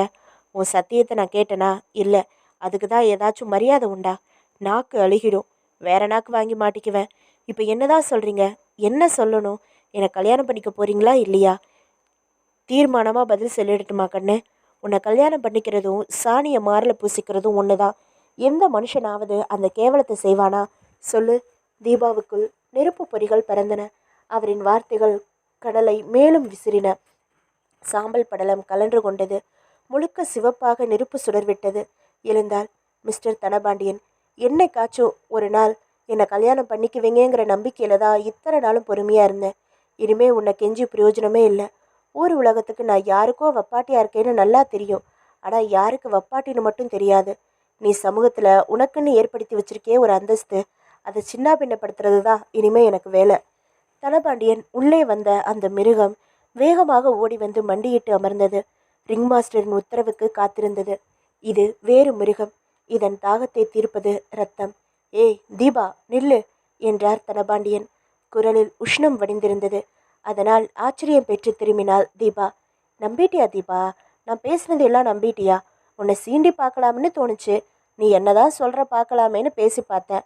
எப்பா, எவ்வளவு கோபம் வருது உனக்கு? பச்சை மிளகா கடிச்ச மாதிரி எப்படி பேசுகிற நீ? தீபா குழப்பமுற்றாள். முதலில் பேசுனது உண்மையா, இல்லை இப்போ பேசுறது உண்மையா? என்னை சீண்டித்தான் பார்த்தாரா? அவசரப்பட்டு நான் சொற்களை சிந்திட்டேனா? சங்கடமாக நின்றாள். தீபா, அடுத்த மாதம் முதல் வாரம் நமக்கு வடபழனி முருகன் கோவிலில் கல்யாணம். அன்னைக்கு சாயங்காலம் ராஜேஸ்வரியில் கிராண்டாக ரிசப்ஷன். ஹனிமூனுக்கு அமெரிக்கா. ரிசப்ஷனில் போட்டுக்கிறதுக்கு 3,00,000 வைர நெக்லஸ். உனக்கு இவ்வளவு பிளான் பண்ணி வச்சுருக்க என்ன? சரிப்போ, கோபத்தில் யாருக்கும் ஆத்திரம் வரத்தான் செய்யும். தீபா உணர்ச்சி வசப்பட்டாள். ஆனால் பிரகாசமான புத்திசாலி இல்லை. நடிப்பது நிஜம் எது என்று பக்குவப்படுத்துவதில் பக்குவம் இல்லாதவள். எனவே ஐயோ, என்னை மன்னிச்சிடுங்க. ஓடி வந்து தனபாண்டியன் காலில் விழுந்தாள். தோள் தொட்டு தூக்கினார். நெற்றியில் முத்தமிட்டார். அனைத்து முதுகு தடவினார். எங்கள் பெட்ரூமில் இன்டீரியர் டெக்கரேஷன் மாற்றினதுக்கப்புறம் நீ வரல இல்லை? வா பார்க்கலாம். சீலிங் முழுக்க கண்ணாடி பதிச்சிருக்கேன், வா. ஏன் கையை பிடித்து மாடிக்கு அழைத்து வந்தார். கவனமாக இடது பக்க அறைக்குள் அழைத்து வந்து கதவை சாத்தினார். தீபா அண்ணாந்து கூரை முழுக்க கண்ணாடி பதிந்திருப்பதை சின்ன குழந்தையின் குதூகலத்துடன் பார்த்தாள். தனபாண்டியன் தன் மிருகத்தின் இடுப்பில் குத்தினார். அது எழுந்து கொண்டது, உரிமையது, பிடரி சிலிர்த்தது, நாக்கை தடவி கொண்டது. தனபாண்டியன் தன் இடுப்பு பெல்ட்டை ஓசையின்றி உருவி கொண்டதை தீபா கவனிக்க சந்தர்ப்பமில்லை. மிக உடனே அவள் கழுத்தில் பெல்ட்டை சுற்றினார். மிரண்டாள். அலட்சியாக கைகள் பெல்ட்டை பிடித்து தன் கழுத்து நெறிபடுவதை தடுக்க முயன்றது. கத்தினாள். வார்த்தை இல்லாத அலறலது. செருப்பு மிதியடியோடு நிக்கனுடைய நாயே, சிம்மாசனம் கேட்கக்கூடாது. பஞ்ச பரதேசி, உனக்கு பட்டத்து ராணி ஆகணுமா? தனபாண்டியன் தற்பற்களை கடித்து கொண்டு பெல்ட்டின் இரு முனைகளையும் வலுவாக இழுத்தார். நடுவில் வட்டத்தில் சிக்கின கழுத்து நசுங்கியது, பிதுங்கியது. அவள் வீறிட்டது இப்பொழுது திக்கி திக்கித்தான் வெளிப்பட்டது. கழுத்துக்குள் ஒரு பலவீன எலும்பு ஓய்வு பெற்றது. விழிகள் வெளியே எட்டி பார்க்க ஆசைப்பட்டன. போராட்டம் வடிய துவங்கியது. 6:32 44வது வினாடியில் தீபா என்கிற இந்திய பிரச்சையின் சுவாசம் நின்று போனது. உடல் சரிந்தது. வீல் என்று அலறல். திரும்பி பார்த்தால் அரைக்கதவை திறந்து கொண்டு உஷா நின்றிருந்தாள். ஓ காட், இவ எப்போ மயக்கம் தெளிஞ்சா? எப்போ உடுத்திக்கிட்டா? சனிய, இந்த கொலையை பார்த்துட்டாளா? தனபாண்டியன் பெல்ட்டை தீபாவின் கழுத்தில் இருந்து உருவிக்கொண்டு உஷாவின் மேல் பாய்வதற்கு 6 வினாடிகள் தேவைப்பட்டன. அந்த 6 வினாடிகளில் உஷா மாடிப்படிகளின் கடைசி படியில் இருந்தாள். ஏய், மரியாதையா நெல்லு! கத்திக்கொண்டே தனபாண்டியன் ஓடிவர உஷா அதற்குள் வீட்டின் வாசல் கதவை திறக்க முயற்சித்தாள். திறப்பதில் சிரமம் இருந்தது. தனபாண்டியன் 3 படிகளாக இறங்க கதவு திறந்து கொண்டது. உஷா சட்டென்று வெளியே வந்து கதவை மூடி வெளிப்பக்கம் தாளிட முயற்சிக்க அதற்குள் உள்புறம் கதவை சமீபித்த தனபாண்டியன் கைப்பிடியை பிடித்து கதவை உள்ளே இழுக்க முயற்சித்தார். உஷா தன் பிடிப்பை விட்டதும் கதவு வேகமாக தனபாண்டியன் இழுப்புக்கு சம்மதித்து திறந்து கொண்டதில் தடுமாறி கீழே விழுந்தார். அவர் எழுந்து கொண்டு வெளியே வர இருட்டில் இலக்கு புரியாமல் உஷா காம்பவுண்ட் எல்லைக்கு ஓடினாள். முள்கம்பி வேலி தடுத்தது. கை வைத்ததில் குத்தி கிழித்தது. ஆ, ரத்தம்! தனபாண்டியன் பின்னால் ஓடி வருவதை பார்த்ததும் முள்கம்பியை பொருட்படுத்தாமல் ஏற முயன்று அதற்குள் அவளின் தலைமுடியை கொத்தாக பிடித்தார் அவர். பிடித்து இழுத்த வேகத்தில் கன்னத்தில் விட்ட அறையில் செவிப்பறை அதிர்ந்து காதில் ரீங்காரம். கீழே விழுந்தவளின் கழுத்தில் அவரின் கால் வந்து உட்கார்ந்தது. உஷா பயந்து கை கொப்பினாள். என்னை விட்டுருங்க என்று சொல்ல நினைத்தாள். காற்றுதான் வந்தது. தனபாண்டியன் சுற்றிலும் பார்த்தார். 8 திசையிலும் இருட்டு. பூச்சிகளின் சத்தம். மெயின் சாலையில் ஒரு லாரி தடதடவென்று ஓடும் சத்தம். வாகனங்களின் கம்மி போன ஹாரன் சத்தங்கள். உஷ் என்று பாம்பின் சீரலாக காற்று. உஷா, இன்னைக்கு சனிக்கிழமை. சனிப்பணம் தனியாக போகாதுன்னு பெரியவங்க சொல்லி வச்சது எவ்வளவு உண்மை பாத்தியா? தன் காலில் அழுத்தத்தை அதிகரித்தார். சிவச்சந்திரனின் அன்புக்குரிய செல்ல மனைவி சில வினாடிகளில் சிவலோக பதவியை போட்டி எதுவும் இல்லாமல் அடைந்தாள். தனபாண்டியன் அவளை தூக்கி கொண்டு வந்து வீட்டுக்குள் போட்டுவிட்டு போனை எடுத்தார். அருள், உடனே எங்க வாடா, அம்பாசிடர் எடுத்துக்கிட்டு வா, உடனே வரணும் வைத்தார். ஒரு சிகரெட்டை பற்ற வைத்து கொண்டார். பாதி குடித்துவிட்டு டீப்பாய் மேல் வைத்திருந்த பீர் பாட்டிலை எடுத்துக்கொண்டார். பகுதி 6. நான் பாதுகாப்பாக இருக்கிறேன். காலை மணி 7க்கு கதவை தட்டிவிட்டு காஃபியும் செய்தித்தாளும் அறைக்குள் வந்தபோது தனபாண்டியன் ஷேவிங் உபகரணங்களை ட்ரெஸ்ஸிங் மேஜை மேல் எடுத்து வைத்து ஆயத்தமானார். வச்சுட்டு போ. தாடையில் நுரைத்த சோப்பு தடவும் போது ஒரு இடத்தில் எரிந்தது. கண்ணாடியில் பார்த்தபோது காதருகில் சிவப்பு பென்சிலால் கோடு போட்டது போல 1 இன்ச் நீளத்திற்கு நகக்கீரல். மூளையில் இரத்தம் உரைத்தது. மெல்லிசாக தோல் பெயர்ந்திருந்தது. டெட்டால் எடுத்து போட மேலும் இருந்தது. அந்த இடத்தை தீவாக ஒதுக்கி வைத்து ஜாக்கிரதையாக சேவிங் செய்து கொண்டார். குளித்து முடித்த பிறகும் கொட்டாவி வந்தது. உடுத்தி கொண்ட போது இன்டர்காமின் செல்ல சின்னங்கள் எடுத்தார். சார், நான் அருள். மேலவா. வந்தான். 2 ராத்திரி குளிக்காமல் ரயில் பயணம் செய்தவன் போல களைப்பாக இருந்தான். கண்கள் சிவந்திருந்தன. பவ்யமாக நின்றான். வேலை முடிஞ்சது சார். கதவை சாத்திட்டு வாடா முட்டாள். சாத்திட்டு வந்தான். என்ன செஞ்ச என்றார் சிகரெட் பற்ற வைத்து. சோழவரம் பக்கத்தில் வயல் நடுவில் பெரிய வட்டமாக செங்கல் சூளை போட்டு வச்சுருக்காங்க சார். தினம் அதை தாண்டி தான் நான் என் ஊருக்கு போகிறது. பச்சைக்கல் அடுக்கி விறகு அடுக்கி மேலே சவுக்கு கட்டு பரப்பி கொளுத்தி விடுறதுக்கு தயாராக இருக்கிற சூளை சார் அது. நல்ல நாள் நல்ல நேரம் பார்த்து தான் அதை கொளுத்துவாங்க. இன்னைக்கு காலையில் 9:30 மணிக்கு சூளையை கொளுத்தி விட போகிறாங்கன்னு தகவல் தெரிஞ்சிருந்தது. நீங்கள் 2 பொம்பளைங்களோட உடம்பையும் எந்த அடையாளமும் தெரியாமல் சிதைச்சு டிஸ்போஸ் பண்ண சொன்னதும் எனக்கு அந்த சூளை தான் ஞாபகத்துக்கு வந்துச்சு. நான் கார் எடுத்துக்கிட்டு அந்த சூளைக்கு போன நேரம் ராத்திரி 11. காவலுக்குன்ட்டு யாரும் இல்லைன்னு தெரிஞ்சது. சுற்றி ஒரே இருட்டு. நான் நிதானமாக சூளையோட மத்தியில் இருந்த சவுக்கு கட்டி எல்லாம் நகர்த்தி கொஞ்சம் பச்சை கல்லுங்களை எடுத்து வச்சுட்டு ஒவ்வொரு உடம்பாக தூக்கி கொண்டு வந்து படுக்க வச்சுட்டேன். அப்புறம் பழையபடி கல்லை அடுக்கி சவுக்கு கட்டு பரப்பிட்டு புறப்பட்டுட்டேன். 1 மணி நேரம் வேலை பிடிச்சது. ஒரு நாய் கூட அந்த பக்கம் வரலை. மணி என்ன சார் இப்போது? 8 போகுது. 9:30 மணிக்கு தகனம் சார். சூளை எரிஞ்சு முடிச்சு நெருப்பு அடங்கினதுக்கப்புறம் வெந்த செங்கலை பிரிப்பாங்க பாருங்க, அப்போ தான் 2 எலும்புக்கூடு கிடைக்க போகுது அவங்களுக்கு. Very good. அட்டகாசமான ஐடியா தான். உன்னை யாரும் பார்க்கலையே? இல்லை சார். காரை யாரும் பார்த்துருந்தாலும் கவலை இல்லை சார். நம்பர் பிளேட் மேலே ஃபார் ரெஜிஸ்ட்ரேஷன்னு பேப்பர் ஒட்டியிருந்தேன். இன்னைக்கு சூளையை எரிக்கிறது நிச்சயம் தானே அருள்? அது நிச்சயம் சார். காலையில் நான் வர்றப்போ சாதாரணமாக விசாரிக்கிற மாதிரி விசாரிச்சுட்டு தான் வந்தேன். 9:30க்கு முகூர்த்த நேரத்தில் எரிக்கிறாங்க சார். உஷா ஜாக்கெட்டுக்குள்ளே வச்சிருக்கிற சின்ன மணி பர்ஸ் வச்சுருந்தா. தீபா வார் வச்ச ஹேண்ட்பேக் வச்சுருந்தா. அதையெல்லாம் என்ன செஞ்ச? அதெல்லாம் நம்ம பங்களாவுக்கு பின்னாடியே வச்சு பெட்ரோல் ஊற்றி எரிச்சிட்டேன் சார். அப்புறம் உஷான்னு சொன்னீங்களே, அது பூராவும் பிளாஸ்டிக் சமாச்சாரம் தான் போட்டிருந்தது. அப்படியே விட்டுட்டேன். தீபாமா போட்டிருந்த 4 தங்க வளையல், தங்க பூத்தோடு இதெல்லாம் மட்டும் கலட்டிக்கிட்டேன். அருள் தன் பாக்கெட்டிலிருந்து கர்ச்சிப்பால் சுற்றின அவைகளை எடுத்து நீட்டி, இந்தாங்க சார் என்றான். அருள், நீயே வச்சுக்கோ. முதல் காரியமா நம்பிக்கையான ஆள்கிட்ட கொடுத்து பக்கத்துலேருந்து உருக்கி தங்க கட்டியா மாற்றிடு. புரிஞ்சுதா? சரி சார், நான் பார்த்துக்கிறேன் சார். எந்த ரப்சரும் வராது. இன்னொரு வேலை இருக்கு அருள். தனபாண்டியன் மேஜை டிராயரை திறந்து சாவி எடுத்து வந்து கொடுத்து, இது தீபாவோட ஃப்ளாட்டோட இன்னொரு சாவி. வீட்டில் இருக்கிற சாமான்கள் மொத்தமும் ஒரு மினி லாரிக்கு அடங்கிடும். வேணாம், லாரி எதுவும் வாடகைக்கு பிடிக்க வேணாம். நம்ம டெம்போ வேன் எடுத்துக்கிட்டு போ. காருக்கு செஞ்ச மாதிரியே நம்பர் பிளேட் மேலே காகிதம் ஒட்டி எடுத்துகிட்டு போ. உன் அடையாளத்தை கொஞ்சம் மாற்றிக்கிட்டு போ. தீபாவுக்கு டெல்லியில் ஒரு அண்ணா இருக்கான். அவளை இங்கே யாரும் பார்த்ததில்ல. நீ பாட்டுக்கு ஃப்ளாட்டை காலி பண்ணி சாமான்களை வேனில் ஏற்று. ஃப்ளாட் சிஸ்டம் வீட்டில் எவனும் கேள்வி கேட்கவே மாட்டான். அங்கே ஒரு வீடு காலி செஞ்சு போகிறதோ, ஒரு வீட்டுக்கு சாமான்களோட குடி வர்றது சகஜம். பக்கத்து வீட்டுக்காரன் பேர் கூட தெரியாமல் 10 வருஷமாக குடியிருப்பாங்க. மீறி யாராச்சும் கேட்டால் டெல்லி அண்ணன்னு சொல்லிக்கோ. டெல்லியிலேருந்து மெட்ராஸ்க்கு வேலை மாத்தலாகி வந்திருக்கேன்னு சொல்லு. கம்பெனியில் குவார்ட்டர்ஸ் கொடுத்துருக்கிறதா சொல்லு. தீபா உன் கூட குவார்ட்டர்ஸில் தங்க போகிறான்னு சொல்லு.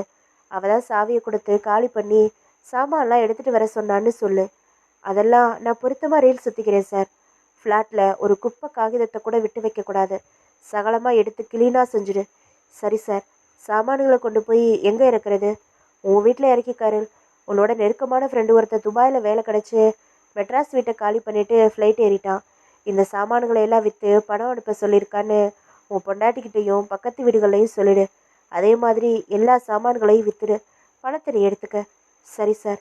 இதெல்லாம் செஞ்சு முடித்ததும் தனியாக 50,000 உனக்கு தரலாமல் இருக்க அருள். அருள் அடக்கமாக சிரித்து, நான் புறப்படவா சார் என்றான். அருள் போனதும் தனபாண்டியன் மற்றொரு சிகரெட் புகைத்தபடி யோசித்தார். 2 உடல்களும் அடையாளம் தெரியாதபடி எரிஞ்சு சாம்பலாகி எலும்புகள் தான் மிஞ்ச போகுது. தீபாவை பொறுத்தவரை அவளை யாரும் தேட போகிறதே இல்லை. அந்த ஃப்ளாட்டில் அவள் தன்னோட அண்ணனோட குவார்ட்டர்ஸ்க்கு போயிட்டு தான் நினச்சிக்கிற போகிறாங்க. டெல்லியில் இருக்கிற நிஜ அண்ணனுக்கும் இவளுக்கும் ஆகாது.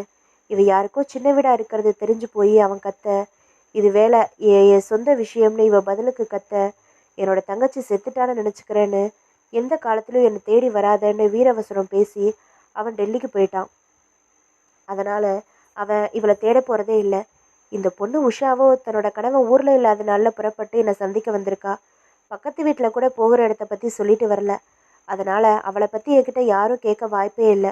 ஊர்லேருந்து திரும்பினதும் அவளோட கணவன் விவரம் அறிந்து காணாமல் போன தன்னோட மனைவியை தேடுன்னு தேடிக்கிட்டே இருக்க போகிறான். ஆனால் அவள் கிடைக்க போகிறதே இல்லை. அவளை பற்றி இறந்து போன தகவல் கூட கிடைக்க போகிறதில்ல. இந்த வகையில் பார்த்தாலும் நான் பாதுகாப்பாக இருக்கேன். பகுதி 7. ஒரு பெண்ணின் கை. சிவச்சந்திரனுக்கு போலீஸ் என்பது புதிய அனுபவம். ஒரு புகாரோடு போனால், வாங்க சார் உட்காருங்க, காஃபி சாப்பிட்றீங்களா, என்ன மேட்டர் என்று விசாரிப்பார்கள் என்று தான் நினைத்து கொண்டிருந்தான். ஆனால் உள்ளே நுழையும் போது சென்றி போலீஸ்காரரே ஏதோ குற்றவாளியை பார்ப்பது போலதான் பார்த்தார். அவரிடமே சொல்ல ஆரம்பித்த இவனை தடுத்து உள்ள என்று கைஜாடை காட்டினார். உள்ளே யாரோ போனார்கள், யார் வந்தார்கள், யாரோ ஃபோன் பேசினார்கள், யாரோ அழுது கொண்டிருக்க, யாரோ மிரட்டி கொண்டிருக்க, நெற்றியில் குங்குமம் வைத்து பேனாவுக்கு இங்க் நிரப்பிக் கொண்டிருந்த போலீஸ்காரர் கொஞ்சம் ஃப்ரீயாக இருந்த மாதிரி தெரிந்தது. அவரிடம் சென்ற இவன் சார் என்றதும் அவர் நிமிர்ந்ததில் பில்டரின் முனைவரை பாட்டத்தை விட்டு பிசங்கி மேஜையில் கொட்டி அதை அவர் கவனித்து, அறிவிற்காயா உனக்கு, இங்கு போடுறப்போ கூப்பிடலாமா என்று கத்திவிட்டு துணி எடுத்து துடைப்பதில் முனைப்பாயிருந்தார். அவராக கேட்க காத்து நின்றான் சிவச்சந்திரன். அவர் இங்கு போட்ட பேனாவை வைத்து ஒரு இன்லைன் லெட்டரில் அன்புள்ள சரசாவுக்கு உன் அன்பு கணவன் எழுதி கொண்டது என்று துவங்கி நிமிர்ந்து, இங்கே என்னையா பார்வை, என்ன வேணும் உனக்கு என்று சீறினார். இன்ஸ்பெக்டரை பார்க்கணும், ஒரு கம்ப்ளைண்ட் கொடுக்கணும். என்ன திருட்டா? இல்லை சார், நேற்று மத்தியானத்தில் இருந்து என் ஒய்ஃபை காணலை. திட்டுனியா? கோச்சுக்கிட்டு அம்மா வீட்டுக்கு போயிருக்கோம், போய் தேடிப்பாரு இதுக்கெல்லாம் இங்கேயே வர்றீங்க? நான் திட்டலை சார். அவங்க அம்மா வீட்டில், எங்கள் சொந்தக்காரங்க வீட்டில் எல்லாம் போய் தேடி பார்த்துட்டேன் சார். எங்கேயும் அவள் வரல சார். எனக்கு ரொம்ப கவலையாக இருக்குது சார். இன்ஸ்பெக்டர் சாரை பார்க்கணும் சார். இதுக்கெல்லாம் இன்ஸ்பெக்டரை பார்க்க வேணாம். போய் 2 கொயர் பேப்பரு, ஒரு இங்க் பாட்டிலு, மில்க் பேக்கிஸ் ஒரு பாக்கெட்டு, அரை பேக்கெட் வில்ஸ் வாங்கிட்டு சுருக்காவா எப்படி எழுதணும்னு சொல்கிறேன், புகார் எழுதி கொடுத்துட்டு போ. பேட்டா கொண்டாந்தியா? கொண்டாந்துருக்கேன் சார். போய் சொன்னதெல்லாம் வாங்கிட்டு வந்துடு. அதுக்குள்ளார நான் லெட்டர் எழுதி முடிச்சிடுறேன். வெறிப்போடு சிவச்சந்திரன் நகர சீட்டா ஃபைட் மேட்ச் பாக்ஸ் ஒன்று. சிவச்சந்திரன் எல்லாம் வாங்கி வந்து கொடுத்து அப்புறமும் அரை மணி நேரம் காத்திருந்து அவர் நாக்கால் கடிதம் ஒட்டி விலாசம் எழுதி முடித்த பிறகு புகார் எழுதினான். புகைப்படம் இணைத்தான். விசாரிச்சு வைக்கிறோம், நாளைக்கு வந்து பாரு. எழுந்து கொண்டான். போகிற வழியில் இந்த லெட்டரை போஸ்ட் பண்ணிடுறியா? வாங்கி பாக்கெட்டில் வைத்து கொண்டு மெதுவாக நடந்தான். உஷா எங்கே போனா? மதியம் 2 மணிக்கு பக்கத்து வீட்டில் சாவியை கொடுத்துட்டு போயிருக்கா. போகிற இடத்த பற்றி எதுவுமே சொல்லலை.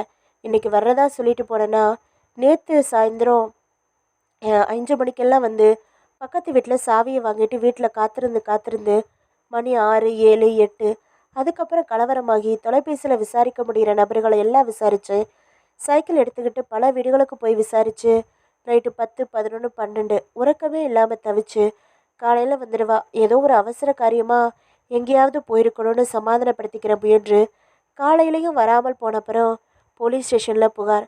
உஷா எங்கே போயிருப்பா? சிவச்சந்திரன் கலவரமான மனதுடன் வீட்டிற்கு வந்து சேர்ந்தான். அவன் வீட்டிற்கு வந்த போது காலை மணி 9.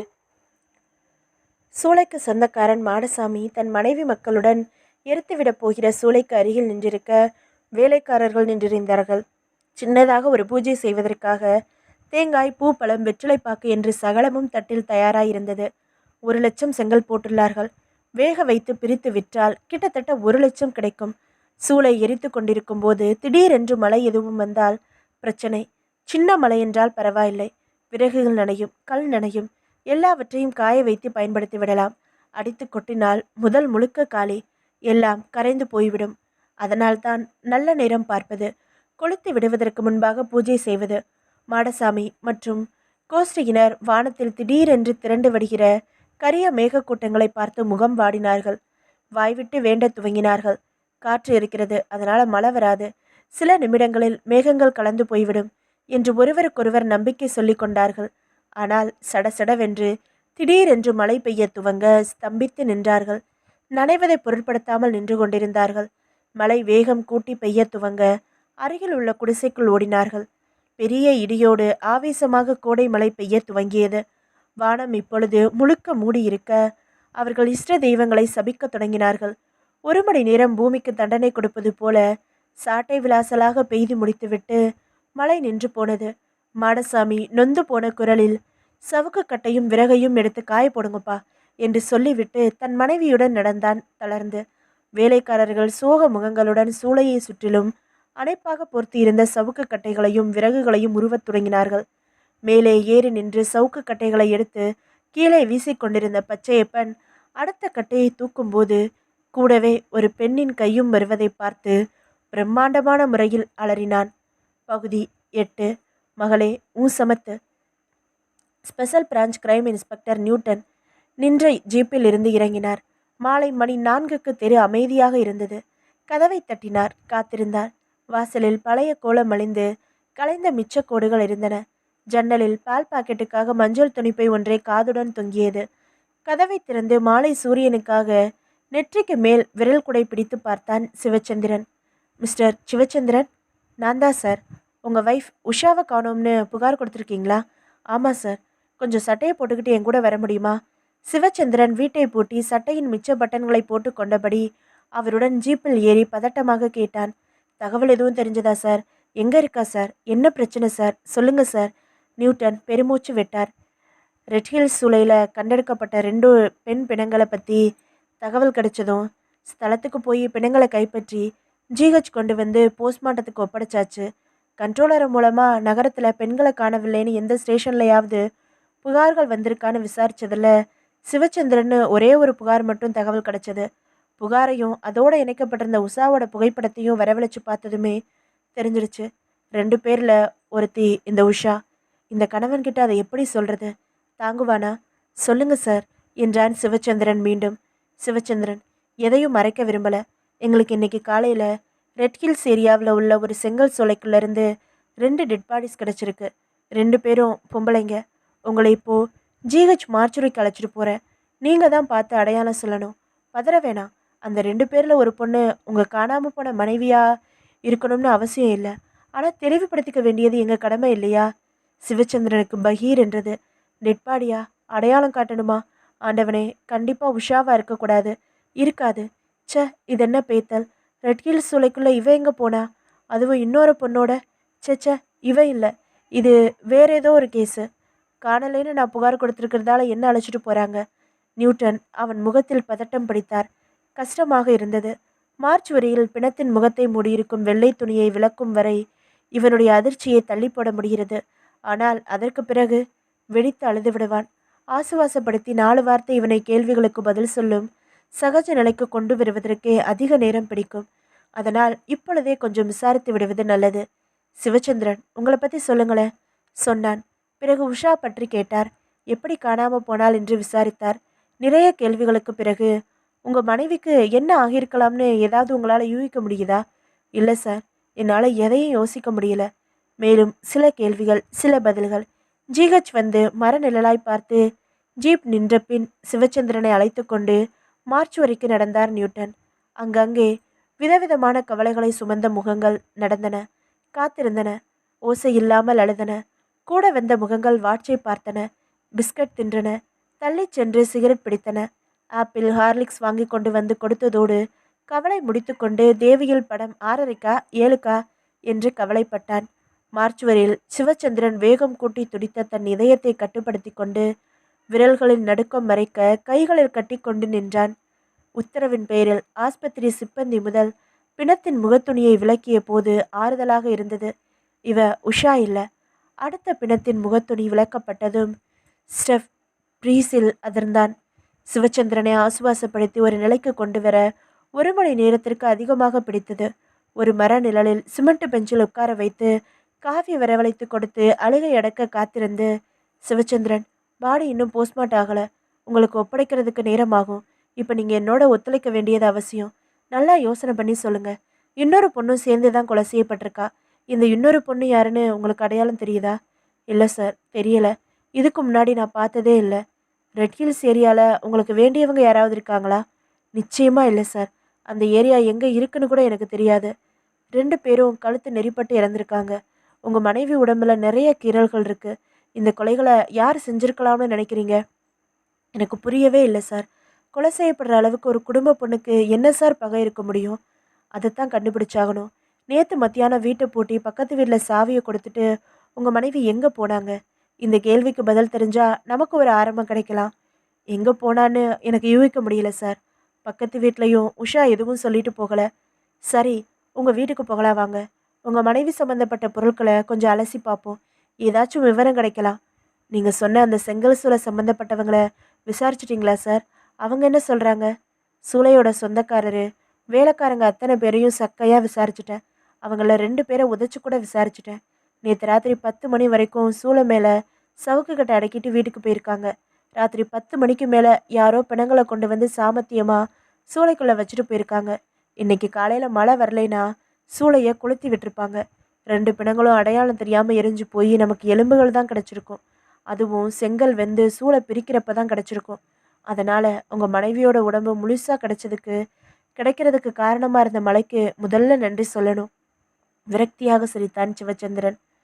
உடம்பு முழுசாக கிடச்சி என்ன சார் பிரயோஜனம்? யாருக்கு எந்த கெடுதியும் நினைக்காதவ சார் உஷா. இப்படி ஒரு பொறுமையான பொண்ணை பார்க்க முடியாது சார். அவளை பொண்டாட்டியாக அடைஞ்சதுக்காக உள்ளூரை நான் ஒவ்வொரு நிமிஷமும் பெருமை கட்டுக்கிட்டு இருந்தேன் சார். அவளை போய் இப்படி வாக்கியை முடிக்காமல் விம்மினான். ரிலாக்ஸ், வாங்க உங்கள் வீட்டுக்கு போகலாம். வீடு வந்தார்கள். சிவச்சந்திரன் படுக்கை அறையில் மர அலமாரியில் புடவை அடுக்குகளில் சமய பாத்திரங்களில் என்று நுணுக்கமாக தேடினார். ஒரு சிந்தனையை தூண்டும் செய்திக்காக கிடைக்கவில்லை. நியூட்டன் பக்கத்து வீட்டு மாமையிடம் விரிவாக விசாரணை நடத்திவிட்டு மீண்டும் சிவச்சந்திரன் வீட்டுக்கு வந்தபோது கையில் ஒரு ஆங்கில தினசரி பேப்பரை வைத்திருந்தான் சிவச்சந்திரன். சார், செல்ஃபில் இந்த ஹிந்து பேப்பர் இருந்தது சார். இது நேத்தைய பேப்பர். நான் ஹிந்து பேப்பர் வாங்குறதில்ல. இது எப்படி இங்கே வந்துச்சுன்னு புரியல. உஷாவுக்கு இங்கிலீஷ் அவ்வளவு பத்தாது. பக்கத்து வீட்டிலேருந்து தந்தி பேப்பர் வாங்கி படிப்போம். இந்த பேப்பர் எப்படி இங்கே வந்துச்சுன்னு புரியல சார். நியூட்டன் அந்த செய்தித்தாளை பக்கம் பக்கமாக புரட்டி எங்காவது பெயரோ செய்தி குறிப்போ எழுதப்பட்டுள்ளதா என்று பார்த்தார். ஏதாவது ஒரு செய்தியோ விளம்பரமோ வட்டமடிக்கப்பட்டிருக்கிறதா என்று பார்த்தார். நிமிர்ந்தார். இந்த பேப்பரை உங்கள் மனைவி காசு கொடுத்து வாங்கியிருக்க முடியாதுன்னு சொல்கிறீங்களா? நிச்சயமா சார், அவசியமே இல்லையே. சரி, இங்கே பக்கத்து பக்கத்து வீடுகளில் யார் ஹிண்டு பேப்பர் வாங்குறாங்க? எதிர் வீட்டில் citrate railway officer Narasimhan sir வாங்குவார் சார். ரொம்ப நல்ல மனுஷர் சார்.